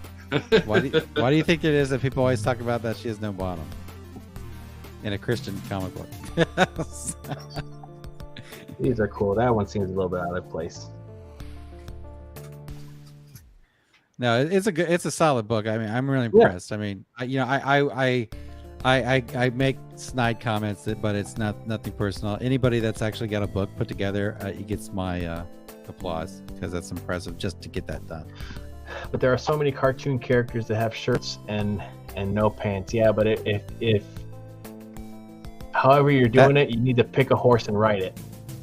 Well, okay, so let's go back to Adele the Rhino. Is that what's her name? Is that her name, Adele the Rhino? If there is some of them have it and then don't, either they're all going to have them or they're all not going to have them. Okay, well, go back real quick to that rabbit guy, if you don't mind. So, all right, so check this out. There's nothing sexual about this guy, other than he's just like a teenage rabbit, right? Okay, so now let's go back to Adele, the Rhino, right?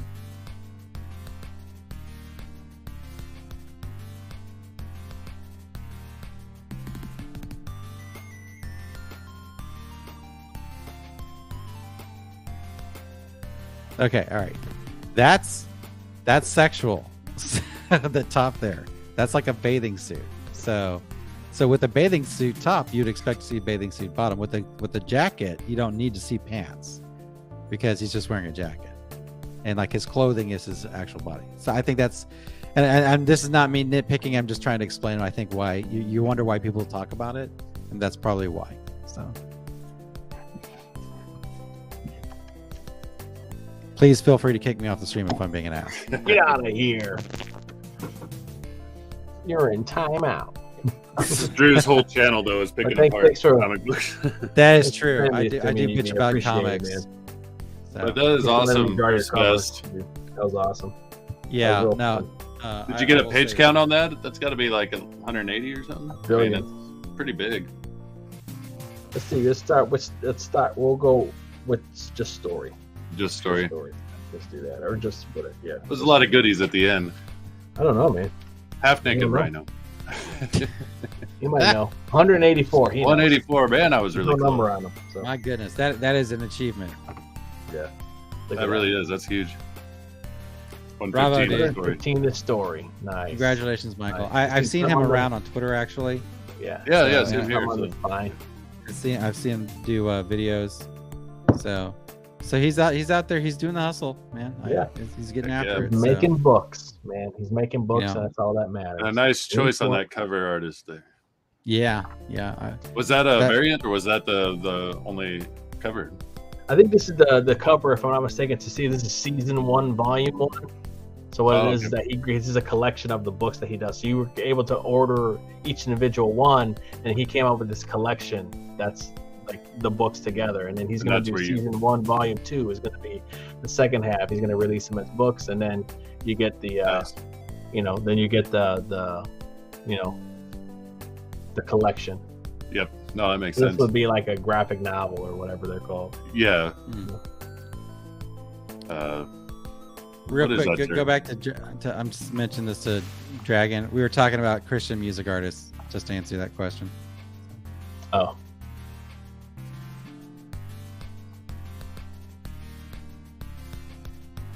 So will I. Well, I don't know who sings it, but because I haven't heard Variant it. is a different one. If you go to my website, you can see the variant. Okay, cool. All right. Oh, cool. Well, no offense, JBot, but if I order it, I'm getting the variant. Just joking. I'm I got some vanilla cover. just messing with you, brother. I don't know, man. Vanilla's, Oh my God. vanilla's the most It reliable. was a naked variant too. It didn't have any trade dress.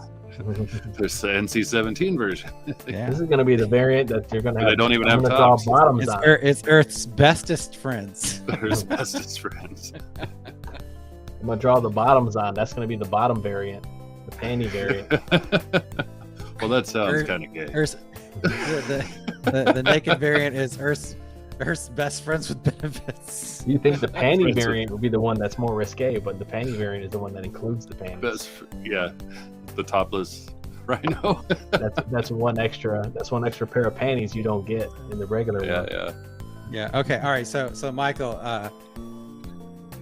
please understand, I'm razzing you because I appreciate what you're doing. So I'm not taking a dump all over your book. So No, it's a no. really impressive book, and I'm definitely gonna take a look at it myself. So That's something we just can't help doing. yeah. Yeah.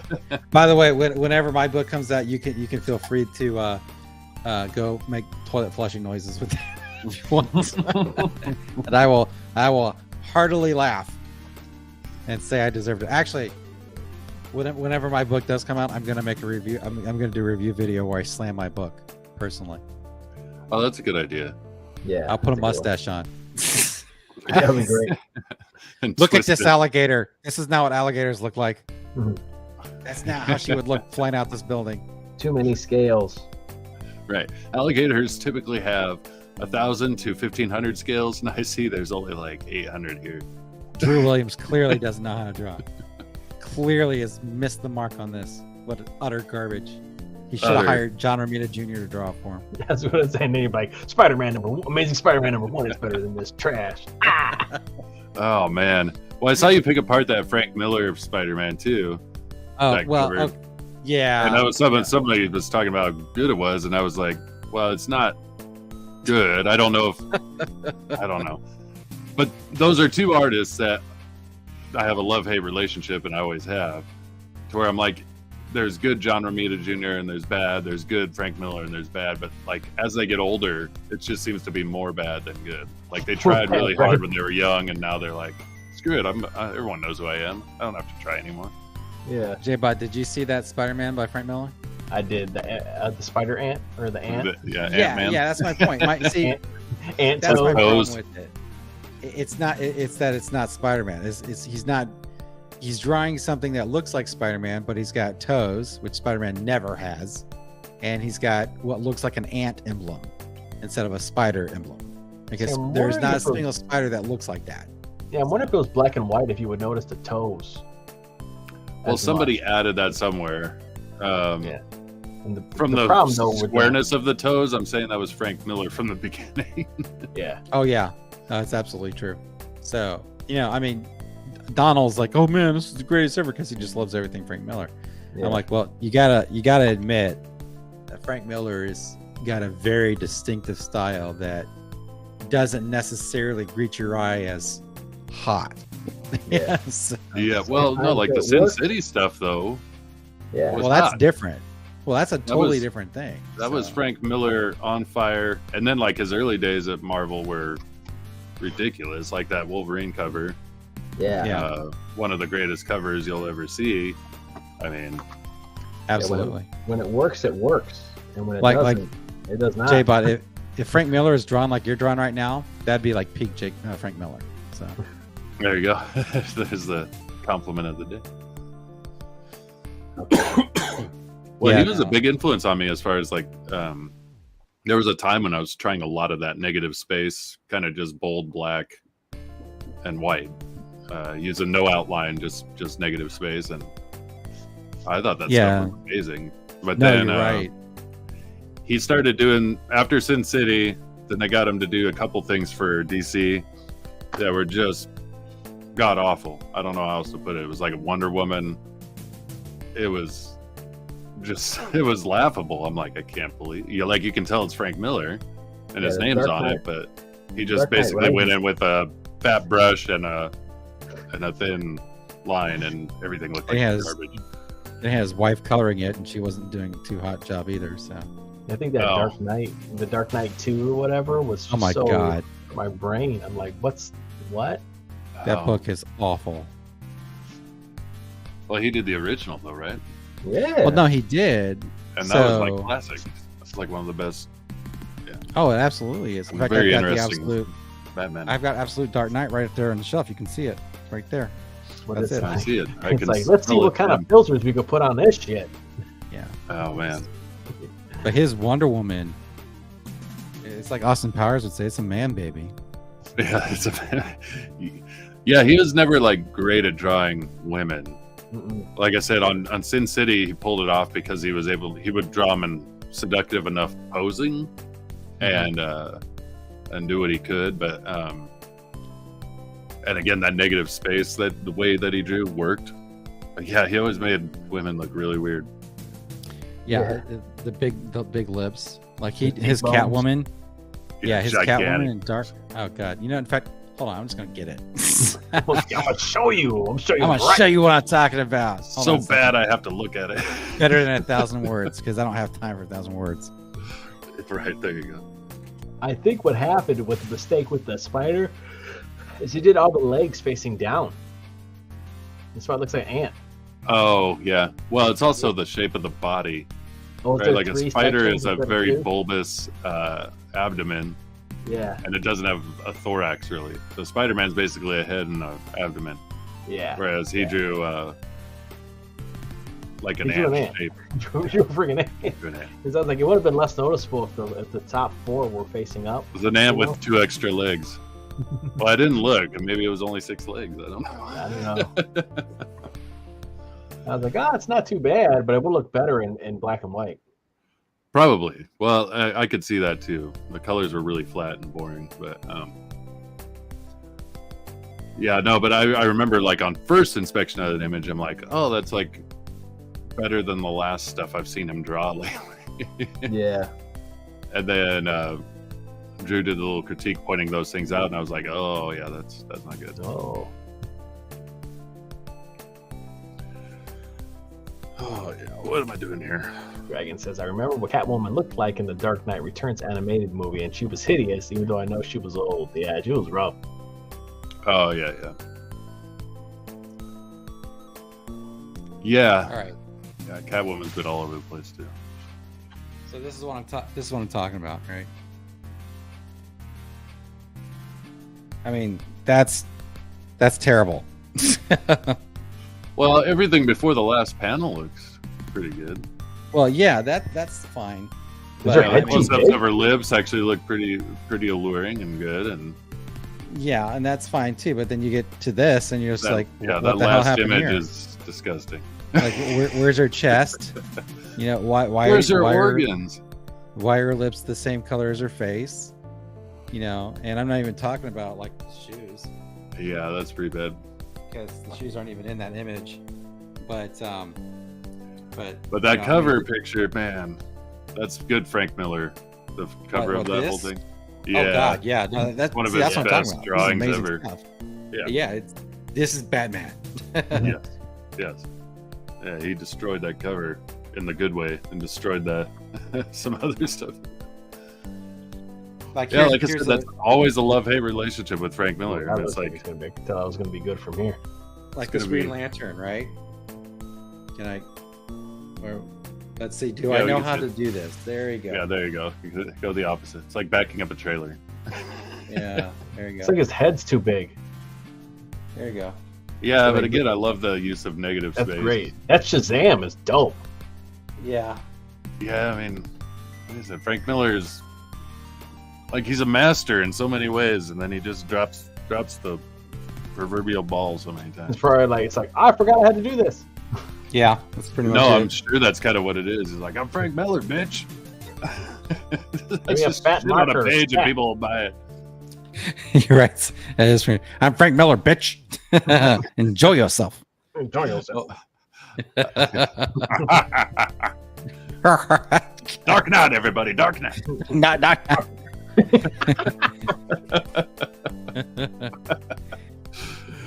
I could Oh, see him saying that too. Like he knows he was hot shit once. Batarang. I'm, Just to do that comic book parodies. I'm sorry, Start, Kid Mason. start with the Rick James, Frank Miller. drawing old ass Catwoman. The milk's gone bad, Batman. The milk's gone bad. Oh my god. Well, the Green Lantern looks like Sinestro. Yeah, well, I mean, it doesn't matter because, you know, that's good Frank Miller. That's Frank Miller doing a his version of a character that's readily recognizable both as Frank Miller and the character. When he's putting like the wrong kind of insect or not even an arachnid on top of Spider-Man and giving him toes, just like what the hell's going on? It's like that's like Frank Miller saying, "I don't care, I'm Frank Miller, bitches." That's Spider-Man from the Pajamaverse. Oh yeah, that's what it is. It did look like Pajama Spider-Man. Spider-Man from the Pajamaverse. That's exactly right. from the Pajamaverse. I could see him drawing Dark Knight, and he's like, "The tables have turned, Dark Knight."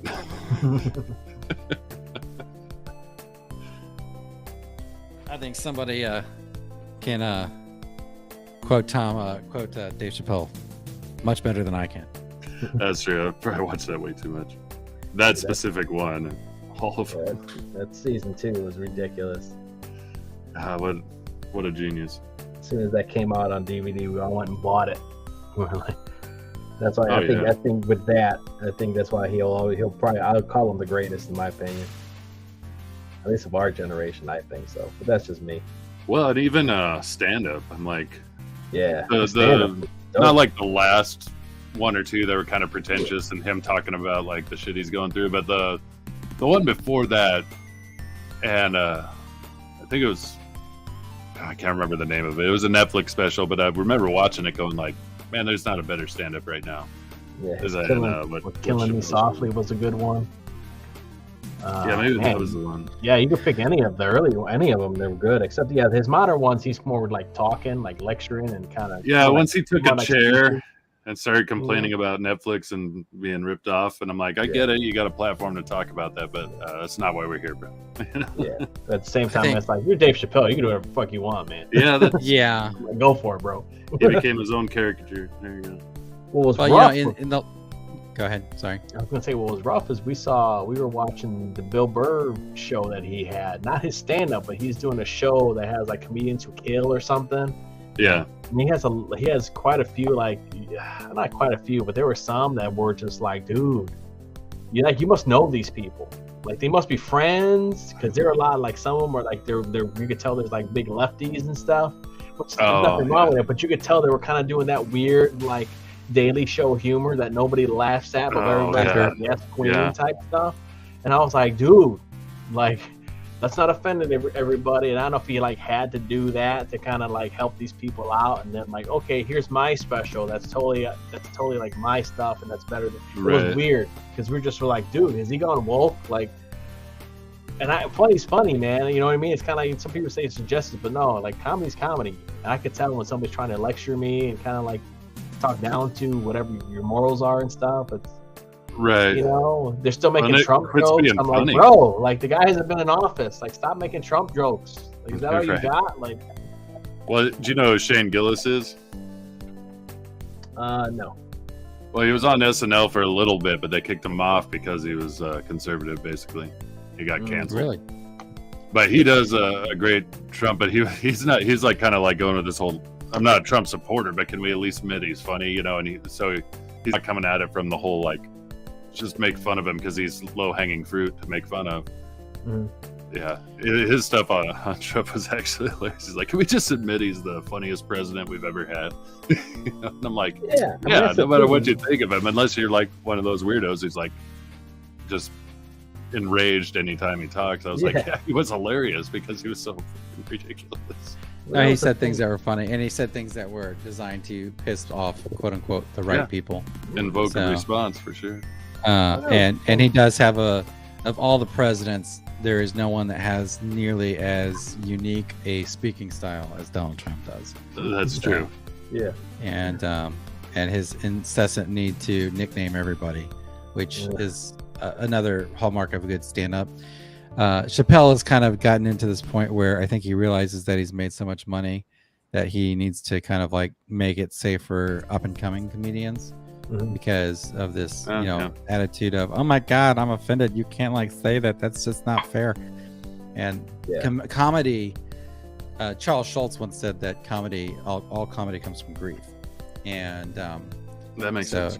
If you don't know who Charles Schultz is out there, he's the Peanuts cartoonist. Yes, so, and actually a pretty morose person.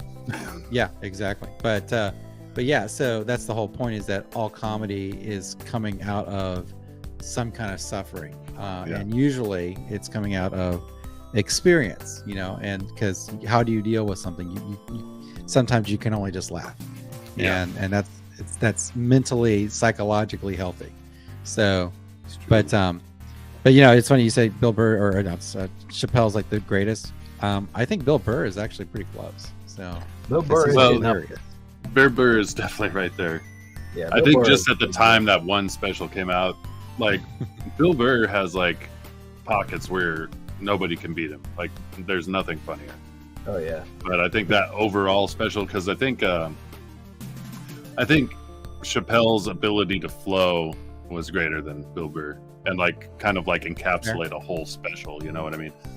And Bill Burr has better sound bites. So we'll say that. The best. Yeah, no, you're right. It's the best. The best people. Only the best people. He's the greatest. He's the greatest. I remember Bill Burr being on the Chappelle show. Oh, yeah. When they were doing I can't remember what they were doing with the when they were making fun of each other and shit or whatever. They're playing the World Series of craps or dice. Ashley Larry. He's like, I'm Ashley Larry. Well, that's the other thing. I'm surprised Bill Burr never really caught on as a spot comedian actor. I know he's been in some things, but a lot of times he's in things like he was in wasn't he in Mandalorian or something? Yes, he is. Yeah, he was in Mandalorian, and he was in that King of Staten Island too.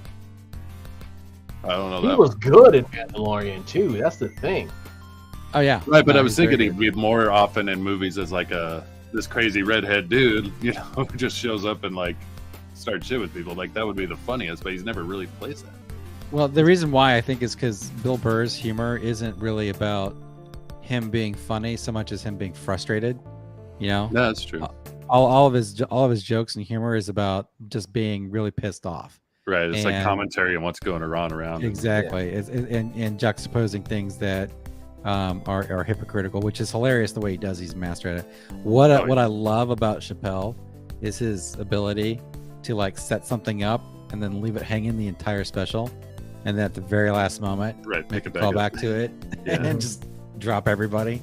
So Yeah. So again, I think there's like masterful writing and Yeah. what Chappelle does that other comedians just don't do. It's also one of those things too that's As like well. you'll see something where you'll see one of Chappelle's specials, and your buddies will see it, and you'll drop a line from it, and then they'll get it. It's Yeah. the same thing. We're still talking about Charlie Murphy. We're still talking about fucking blouses. We still talk about all that shit that he's done. How long is that? It's over 10 years now. Yeah, we're well, still- Oh yeah, the we're still Chappelle doing- show was ridiculously good. I never put my feet on Charlie Murphy's couch. Yeah. Of course I put Yeah, I my feet on remember. Charlie Murphy's couch. I Charlie remember Murphy. that ground my feet. Yeah. He's Eddie Murphy. You can buy a new couch. Even the Yeah, I remember that- Zap that- skit, Then Zap, he where made he's his running around pancakes. like pranking everybody. You got zapped. Remember that Even when like he's like, I've met O.J. Simpson 3 times, and then he gives you 2 times he met him, and then he like ignores it, and then he like goes to leave, and he's like, thanks everybody, it's all my time, and then he goes off and they're all clapping, and then he comes like, wait, the 3rd time Another time. Yeah, I I remember met that. O.J. Simpson. I do remember that ending. That was great. Oh, that was brilliant. Oh god, I love Dave Chappelle. I also love how he like starts laughing and drops like the mic, and he Yeah. gets doubled over because he knows he's Yeah. hilarious. Right. It's like greatest of all time. So Well, That's my favorite of all time, stand-up wise, is different than my favorite of all time, just comedian wise. Because like I think Norm Macdonald is the funniest person who ever lived, but his stand-up is maybe just in my top 10. You know, what the I mean? Shaggy Dog jokes. The Shaggy Dog jokes. Do you know what a Shaggy Dog joke is? Oh yeah, they're like old jokes that have been around. Is that the Shaggy? Well, no, Dog? no, a Shaggy Dog joke, which Right, Norm Macdonald was a huge proponent of and famous at doing. You gotta remember is- explaining this, but yeah. What you know what? Oh, I said I think I remember him actually explaining this, but yeah, since forgot. So I'm letting. Well, okay. I wanna Well, hear. a Shaggy Dog joke is a joke where it's a story that seems to go on forever with no point. Oh and then there's a callback to at the very very last line of the joke that's Yeah. stupid, Mhm. and it's like it's like, oh come on. So yeah, you're left with this really bad punchline after hanging on the edge of your seat for like ever. and it's like the first kind of meta joke because Yeah. the joke is funny because it's so good at being bad. That's why Right. it's like the Aristocrats. Yeah, he it's- was a genius at that. Yeah. yeah, you're just like, yeah, you're like, this joke is terrible, and the beauty of the joke is just how bad it is. So Norm Well, he would Macdonald do was that amazing. on Conan all the time. He would go on there and he would tell a story. He's like, yeah, the other day this happened, and he would go on this long story, and then it would be like you said, the bad punchline delivery. One time he talked about this guy he knew, and he went on this whole like down and out like VH1 behind the scene kind of thing for like forever, telling this story about this guy, and he ended up moving to I don't know where he moved, but he was working as a dolphin trainer or something like that. He's like, yeah, and this guy, and then finally saw him again. I'm like, how you doing? And he's like, well, I still think I'm serving a youthful porpoise. You know, it's just like the worst pun, Cranberry Landers kind of joke. But yeah, to get you there, he's telling this story like it's actually happening. You know, I actually knew a guy who was down and out, worked as a dolphin trainer. It was genius, though. It was because he's playing on the host at that point, which was Conan O'Brien. And Conan O'Brien always knew that. Like, Yeah. Oh yeah, he was And- always riffing And he's on like Conan. checking on his story, like, why did he do this? He's like, Anyway, Why are you asking this, Conan? right. No, what his best answer would be, huh? Yeah. Huh? What? Yeah, he's like, Conan's asking him a serious question, like, oh, so if he did that, why this? He's like, huh? And then he would make up an answer after, well, no, he had a son, and that's why, like, anyway, stay with me here. They had his last special on Netflix. Oh, the one you made to be viewed posthumously? Yes. Yeah. Yeah, I watched it, but it was a lot of jokes that I saw when I saw him live. Oh. I actually saw him just less than a year before he died. Oh wow. So yeah, that's the set he was working on then, huh? It was hilarious though. Like But, I mean, what he he was was good. doing, it was really dark. All the humor was about death. Nobody knew, that he was dealing with terminal cancer and stuff. But man, it was funny. Well, I was at a casino on a Native American-owned casino. And he started talking about appropriations. He's like, "Well, I don't feel I owe you guys anything. I spend so much money at your damn casino, so I don't owe you anything." Oh my god. And then he would like tell people to their face that he thought that they were terrible. Oh yeah, Especially, yeah. he'd be like, but who was there was somebody someone was asking him about who's that? Who's the Family Guy? Seth MacFarlane. Seth MacFarlane. Yeah. And Sam says funny, like somebody funny like Seth MacFarlane, and then Norm he goes, "You think Seth MacFarlane's funny?"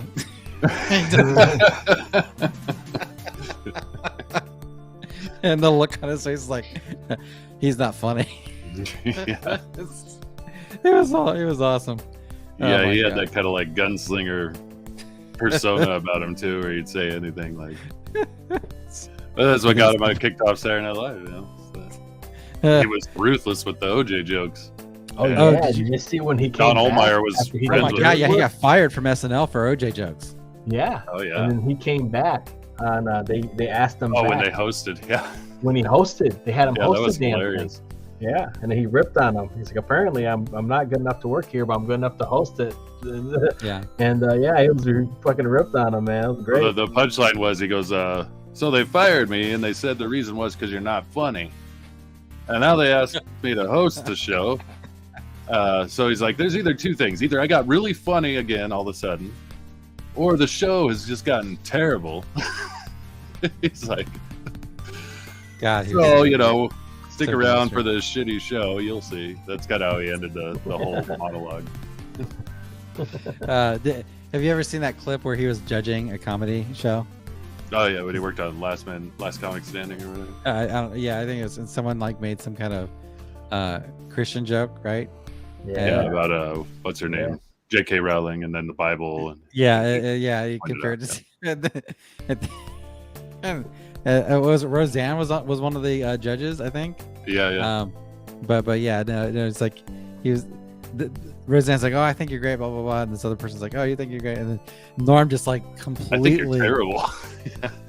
completely obliterates this guy. It's just like, I don't think it's funny that you should make jokes about faith because you don't understand it. I'm just like, Yeah. the guy's looking, the look on this guy's face is like, Well, he Thank you, probably sir. May I looked have up to another? Norm, like, yeah, it's- like was you're like a father for me, but yeah, not if he's making comedy like that. But yeah, oh my god, no, it was so brutal. No one, people talk about like Simon Cowell is mean. No, Norm Macdonald, he was like, here's the honesty atomic bomb coming right Right. at you. So, God, yeah. well, and Lost he's so a many good ones. likable fellow. So then when he doesn't like you, you're like, oh, I better rethink this. It's like, well, thank you, Mr. McDonald, for letting me, Right. making me feel like an ass. Well, he's the one who called Trump jokes low-hanging fruit. Oh yeah, 'Cause well, he was Trump jokes actually are ripping on Saturday Night Live during Trump's presidency, where he was like, "Yeah, it's not funny," and it's true. It wasn't funny at all. Speaking of like Alec Baldwin's Trump impersonation and stuff, he's like, for one, it's just low-hanging fruit, and there's nothing nothing actually of merit or humor in it. You know, it's No. like basically like you going up to kid and going like, "Nah." Like, this is how you talk. Nah. It's like that was the Trump joke. That's all they had. Was just, yeah, it was bad time. Yeah. Bad time for comedy, because that's when they tried to cancel Norm too. Yeah. So that last comic standing thing, I guess one of the judges was Anthony Jeselnik, Oh yeah. and he tells a story where he's like, yeah, I just wanted to do it to meet Norm and work with Norm. Yeah. He said And he's everything. like, the whole thing was miserable. He's like, the whole thing was miserable. Well, they had this like pseudo feud going on the whole time, where they're like, "Oh yeah, we're gonna go on press and act like there's a feud between us." This is what Anthony Jeselnik says. Yeah, He but goes- they didn't tell Norm or some shit. Well, what happened was like they're like, "Yeah, that's a great idea. Every time we're doing any kind of promo for this, we're just gonna talk shit about each other." And then like Norm forgot. And he's like, "What the fuck, man? Why are you talking shit?" It's like, "Don't you remember? We decided." He's like, "I don't remember that. What are you talking about?" You know what? He probably did. He just told Yeah, I was Yeah, gonna say he's he probably just did. messing with He it. probably did. And it's like, It's a yeah, Norm I'm move. gonna. It's a I'm total gonna- Norm because I don't think he forgets anything. Uh-huh. Who's the Man on the Moon actor or comedian? Kaufman. Andy Andy yeah, he's Andy Kaufman it. Kaufman. Yeah. Kaufmaning it. No, SNL would do funny like when they had like Phil Hartman doing Reagan, you know, where he acted like the doofus grandfather for Right. public, but then when the press left, he was like this evil mastermind. Right. Right. That's humor. funny. Yeah. So, but that's like that. They're too precious these days. Where it's like, you know, we've got to support the right side. You know, it's like you're a Oh, yeah, comedian. that's where it goes Your wrong. job is to make the whole. Your job is to be relentlessly funny about people, regardless of what they. I mean, can you imagine the kind of jokes you could make about Joe Biden right now? I mean, you could. It's like a target-rich humor environment. So, but Well, you can even even if- make funny jokes about Trump, but you just gotta be smart Yeah. about it. You know? That was the thing. He was a joke machine. Like he would basically, but I think that's the harder part. Was he was already such a character that like to play a caricature of him fell short. You know. Yeah. And Joe Biden, like that's speaking of low hanging fruit. Yeah, that's too easy, right? I think Dana Carvey might have just did a special and he made fun of Biden, how old he is and stuff. People were like, "Whoa!" I'm like, "Listen, that dude's old, man. Yeah." That dude, Shane Gillis, I was talking about, who did the Trump thing. He was also talking about. He's like, I also think Trump would be the funniest, or no, he was saying Biden would be the funniest president to get assassinated, and everybody's like, "What?" He's like, "Well, I mean, there's a funniest of everything, right?" It's like, there has to Wow. be the funniest one. He's like, I think he would be the funniest. You know, he'd probably make a funny noise. You know, like. You know, it'd be a great SNL sketch is if they did one on Hunter Biden doing something insane and recording it with video cameras and stuff like that. That'd be Oh yeah, hilarious. well, yeah, that writes itself. That's Yeah, funny because no. I won't touch that. That was like Yeah, I mean, that's the point. in the but you- 90s or 80s. It was like all bets were off. Yeah, everybody Um, got it.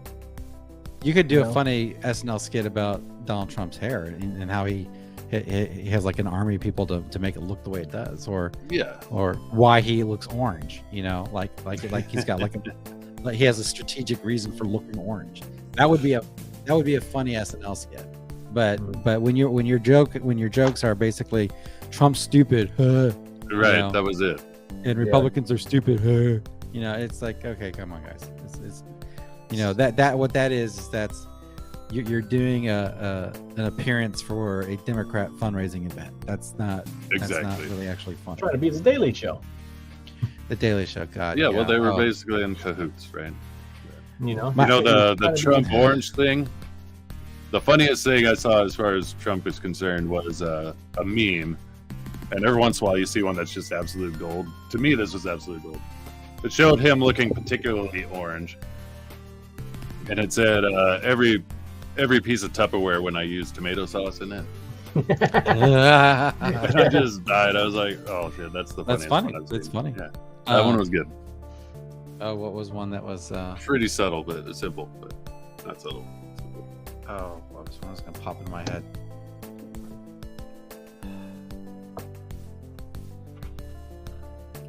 I just lost it.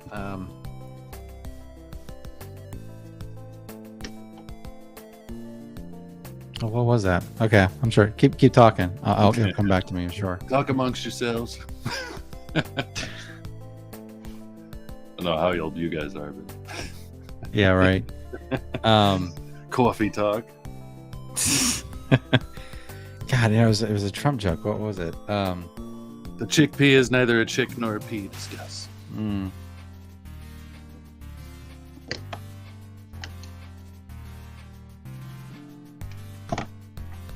I guess you should draw on camera. I'm not even sure what I'm working on.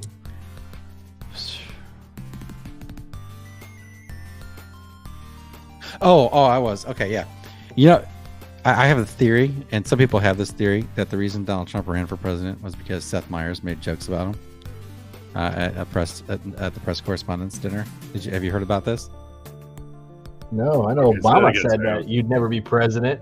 Yeah. Like, So if you're not familiar, there's a White House press correspondence dinner every year, usually, and when the press is not out to personally character assassinate the president as much as usual, they will invite people like the members of the administration or whatnot, and then journalists can bring guests. They can bring a plus one. Well, in the 2012 press correspondence dinner, I'm pretty sure it was 2012, someone decided that they had a bright idea to invite Donald Trump, right?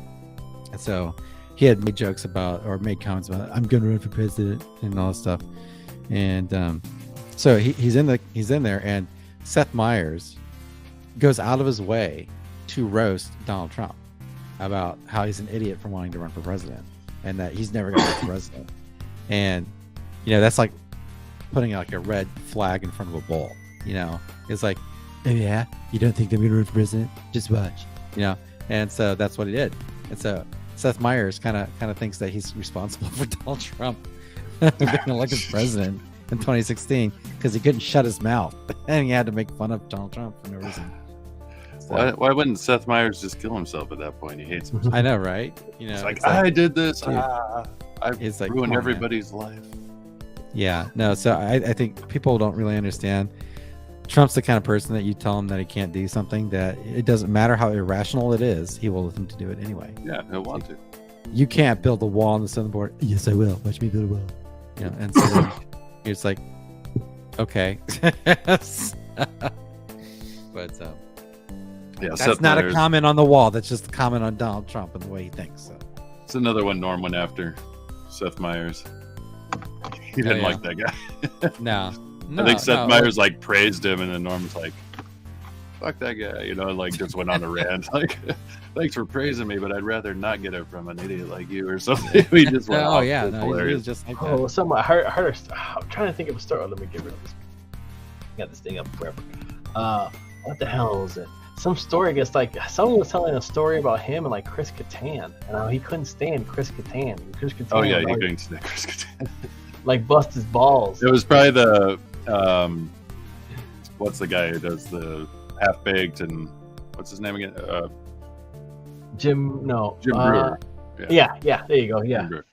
And he loved Norm, but he was telling a story about how Chris Kattan was like. So basically, I'm going to butcher it. It's not my story, but it's like Pamela Anderson was hosting SNL that week, and Chris Kattan was always like slobbering over every girl, and he was always like bringing these girls to the show and stuff like that. And Norm's joke was always like, "Yeah, he brings all these girls because he's trying to prove to everyone that he's not gay." So Norm's thing was always like busting Chris Kattan's balls about being gay. He's like, "Yeah, he's gay. He's obviously gay. Everyone knows that." And the only reason he brings all these women and hangs all over him is because he's trying to prove that he's not. So anyway, like they were doing this sketch on basically it was supposed to be Twilight Zone, and Norm was reading as Rod Serling. And they're doing all the rehearsals, and every time they're like, he was just kind of like reading, they're like, yeah, welcome, folks. You know, and they're like, Norm is not really trying very hard. So Chris Kattan was like giving Norm shit. He's like, why aren't you even trying? You gotta try. Like, yeah. And he's like, oh, Pamela, you're so hot. Like, Norm, you're not. But he was talking shit to Norm to try to put him down in front of Pam Anderson. And then Jim Brewer's sitting there going like, what the fuck? Why isn't Norm like fighting back? Like, you're my hero, man. You should be. Can't take this crap from this little pipsqueak. So then it goes on forever. Then right before they're about to start actual recording, he starts telling Pamela Anderson, he's like, you know, this guy Chris Kattan guy over here, he's gay. He loves the cock. He's all about dudes. You know, like just going on like seconds before they go on air. And then they're like 3, 2, 1, and he's like, imagine if you will. And he went into perfect Rod Serling character. You know? So that was how it came full circle. He's like, oh, I thought he was taking his crap, but he ended up Picking his shots. Picking his shots. Okay. All right, guys. I got just way too late for me. I gotta punch out. So, but it's been fun talking with you all. Yeah, likewise. Have a good night, Drew. All right, you take care, and I'll catch you next time. Okay. You bet, man. Catch you later. Thanks a lot. Night, Drew. Norm MacDonald's one of those guys. When you hear people talk stories about him, you can just listen to him all the time. Yeah, he's like a legend now. Yeah. A legend, Drew. All right, I will be right back. I'm not taking off. I just have to hop out for a sec. Sure.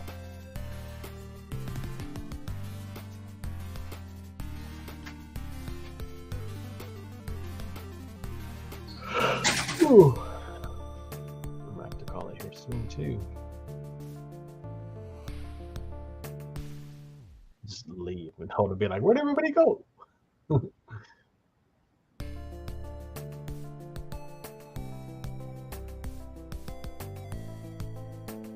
Yeah, do more studies on this. I'm trying to get this style down. This looks cool. I don't like this arm. I was trying to show like the like it's stretchy. Maybe it's not exaggerated. Maybe this has to be bigger.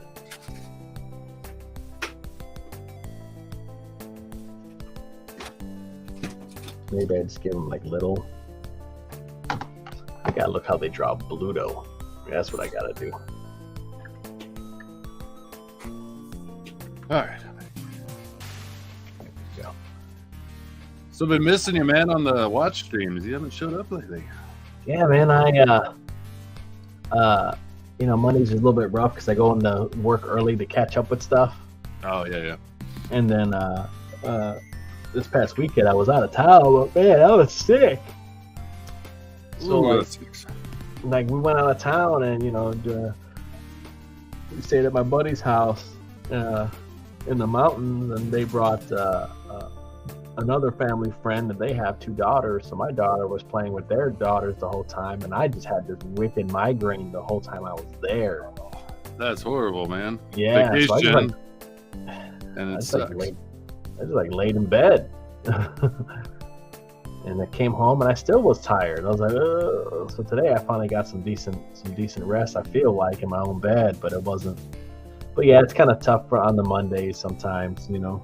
So, Yeah. so Hey, you're talking about it now. You're like, ooh, and that's I all. don't want to go to sleep. Like earlier or whatever on Thursdays, I could have popped in. I showed up in the chat and stuff and whatever. But Right. you know, I mean, you guys, but there's like 4 or 5 people in there. You know, it's like, oh, what am I gonna add? It was, okay. No, I'll I get watch that. and be like, cool, and then like just leave. Yeah, you just got to barge in there. You know, so you guys, I think while I was watching, you guys had Bancroft was on there. There's already 4 people, so I'm like, it's good, man. I don't got much to say anyway. So usually if it's something like that, I just bow out. Don't even worry about it. Go to bed early. Yeah. Well, no worries. I just hadn't seen you in a while. That's why, like I said, when I took that nap, I was like, I wonder if JBot sent me a message for a draw stream, because I missed the last one. Like right when I got the message, I went and checked, and you'd already shut it down. I was like, damn it. Yeah, that was frustrating because I couldn't get anything to work. Like I had my page planned out. I'm like, okay, cool. I got the page planned out. I'll lay it out, and then I'll work on it on the draw stream. And then I was trying to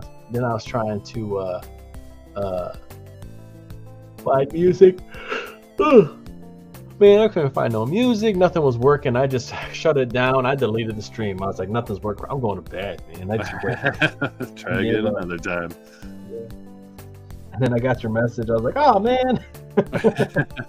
Well, I couldn't have helped you with any of that anyway. No, I was like, it's I would have just laughed at happening. you. Like, it's just not happening tonight. And I'm going to bed. So, yeah, sometimes I'm just tired, man. So I just opt out. So I'm going to try and do these more regularly, you know. Yeah.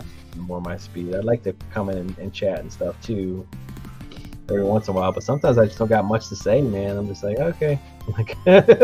Well, and then, yeah, it starts snowballing and yeah, voices get louder as the night goes on and stuff. It looks like everybody's, you know, having a good time and stuff, and the dynamic of the stream is going fine. It's like, why do I need to go in there? I'll just mess it up. Like, everything's going great. Like, this is a great stream right now.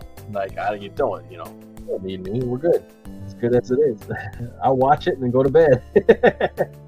Well, yeah. It's still something about. It's almost like another perspective that's maybe not so loud, because like you'll throw in things that make me laugh, you know, like, but it's always like just kind of like on the sly. Yeah. It's great. Of course, that's all I do too. I'm like, yeah, not much to say.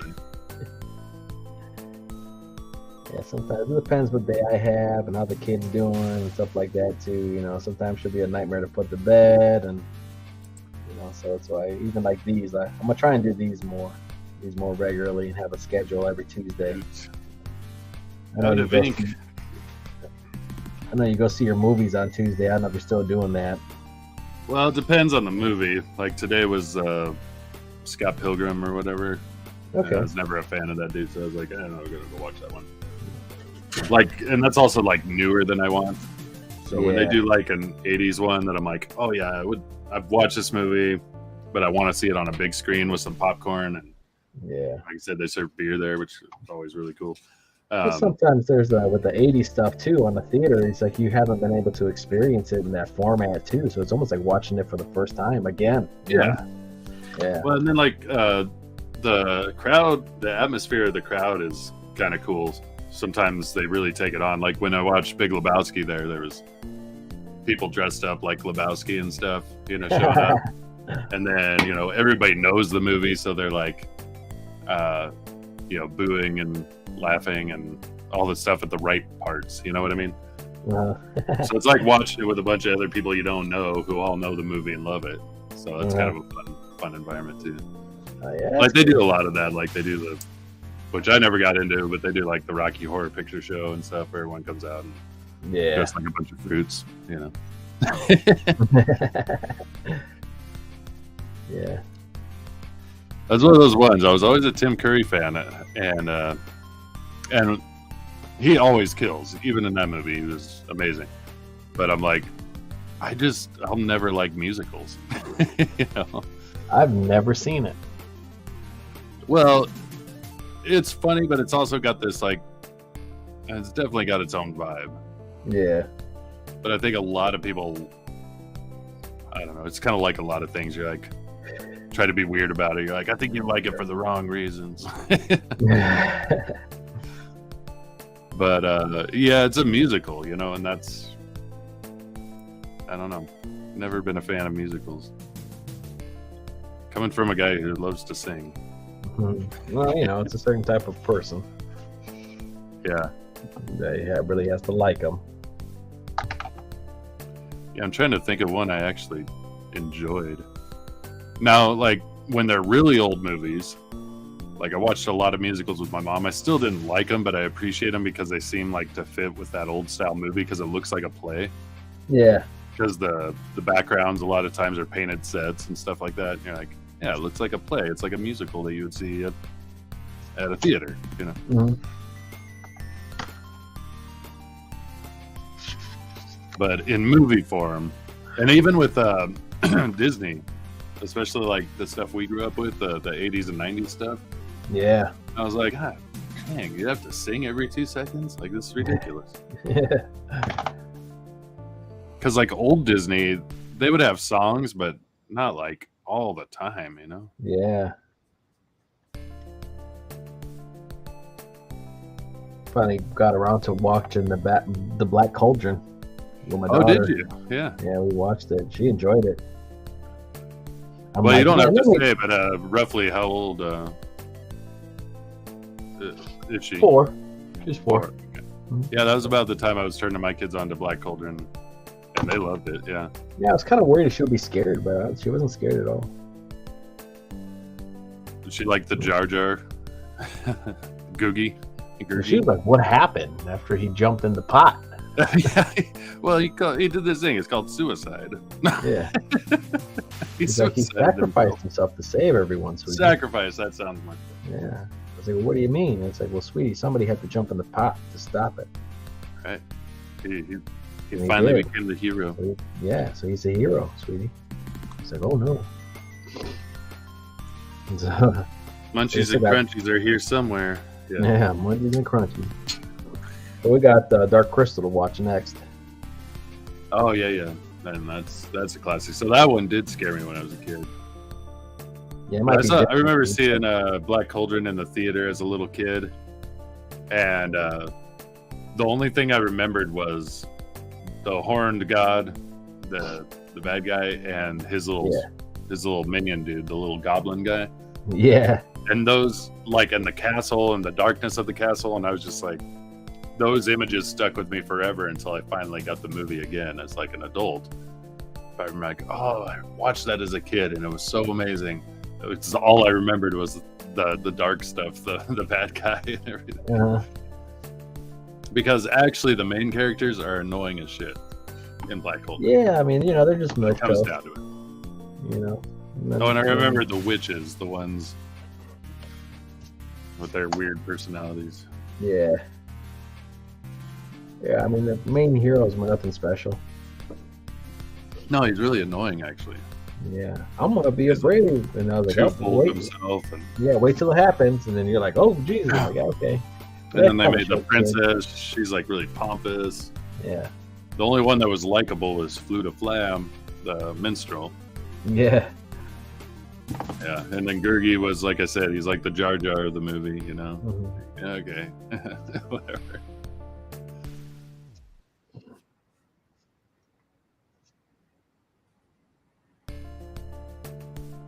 They Okay, seem to so go by pretty Dragon- quick, too. Sorry, what was that?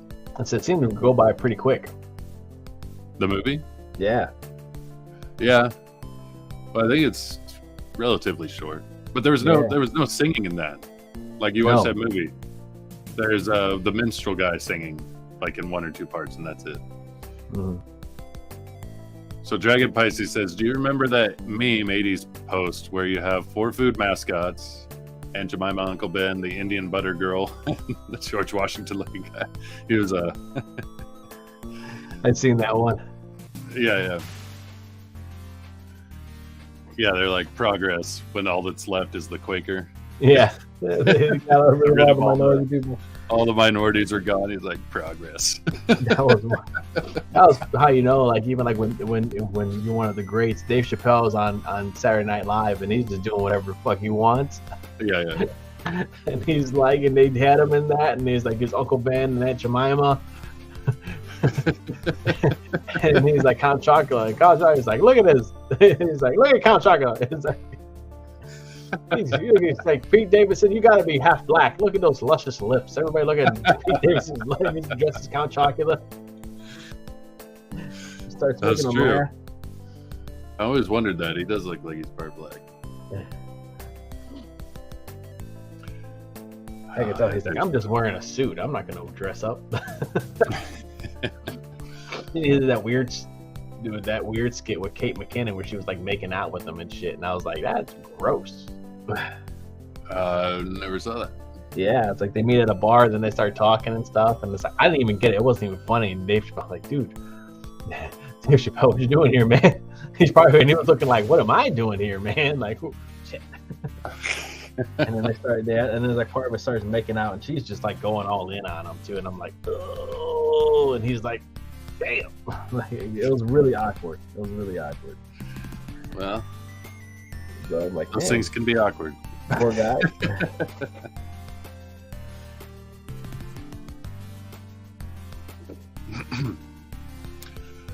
No, I think pre Chappelle show though, I mean, there was a lot of really great black representation in the 90s, like in Living Color and stuff. Oh yeah, man. That's what I don't understand. These people talk about like how it's regressive. It's like, dude, like when we grew up in the 90s, man, like there was all types of black representation. Hip hop blew up. You know, you had like all the cool stuff was done by black people. You know, everybody wanted to wear cross colors, you know, and you know, listen to hip hop and they were like, brutal towards white, you know, but it was hilarious. Yeah. And we all ate it up because we're like, you know, it's like that. Do you ever see that Simpsons where Homer's watching the black comedian?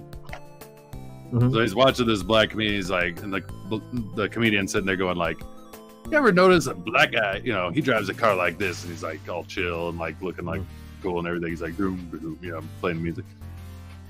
But freaking white guys, they drive a car like this. He's like, you know, like just making fun of it. It's the dumbest white guy joke kind of thing. And Homer is just laughing his ass off. He's like, it's true. It's true. We're so lame. That was all of us in the 90s. We're a bunch of idiot whiteys. It's true.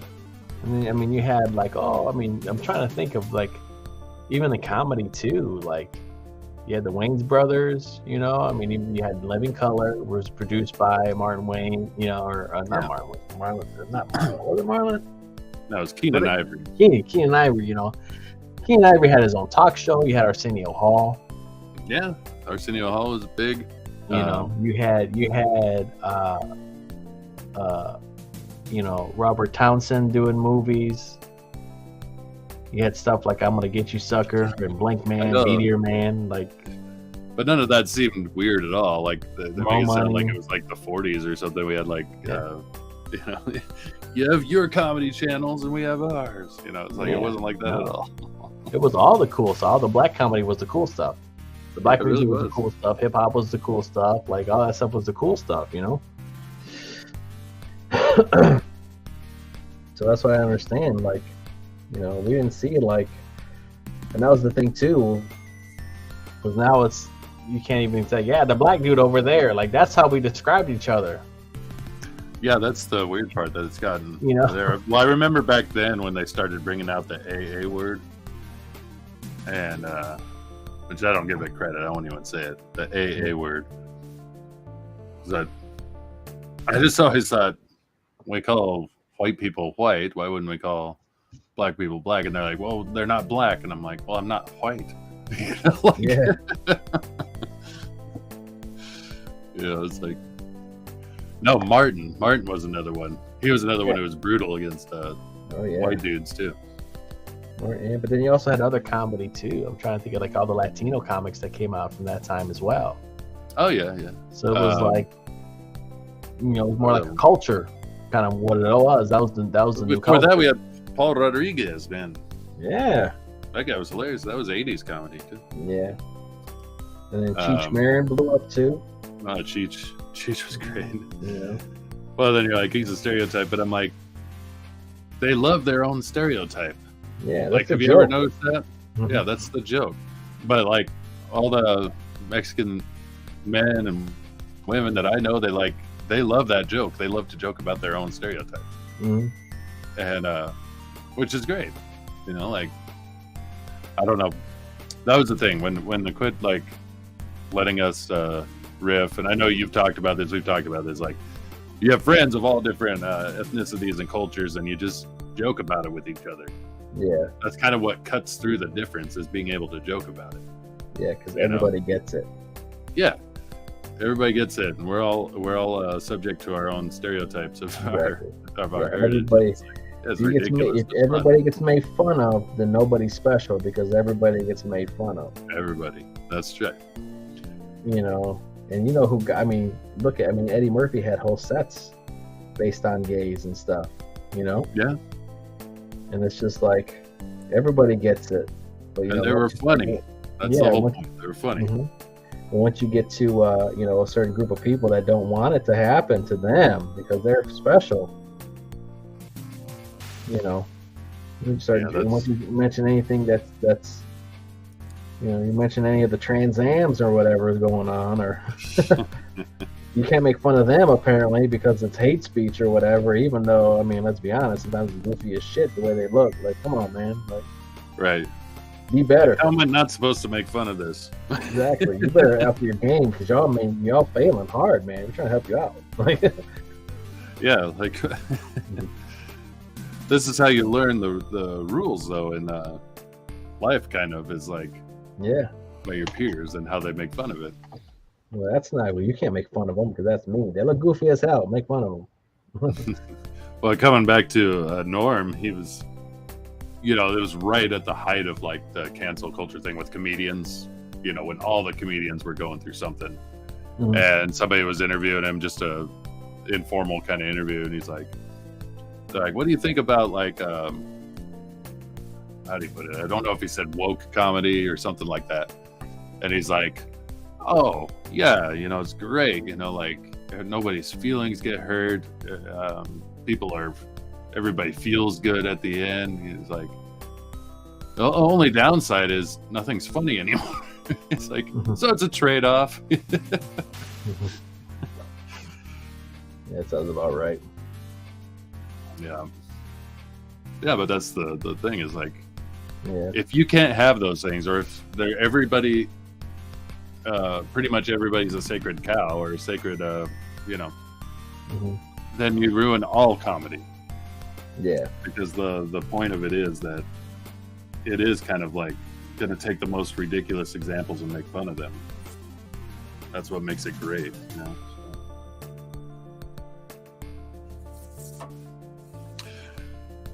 Well, man, I am not going to draw much more on this.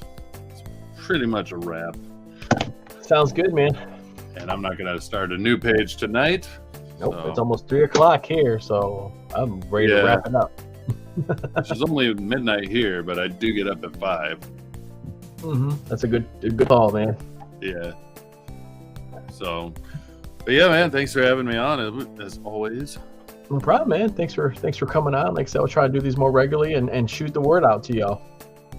Yeah, well, again, if you were still streaming right now, even if I went and saw, Scotty Pilgrim tonight, I still would have been able to jump on later. So Okay, cool. So yeah, even if I go see a movie, they get done about 9:30 my time, which is it's 11:45 now. So I still could have had 2 hours to hang out. So. Okay.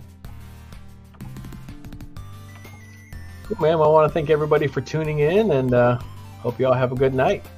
Real quick, read Dragon Pisces' last comment. Oh, let's take a look at that real quick. It was a pretty good zinger. It was great.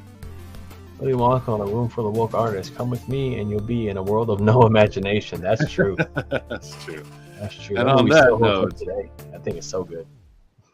Do never be woke, because you will lose imagination. There you go. Yeah, the great what was now I forget his name. Oh well, we'll just leave it at that. Don't be woke, you'll lose your imagination. Time to play us out. All right, man. Night, everybody. Good night.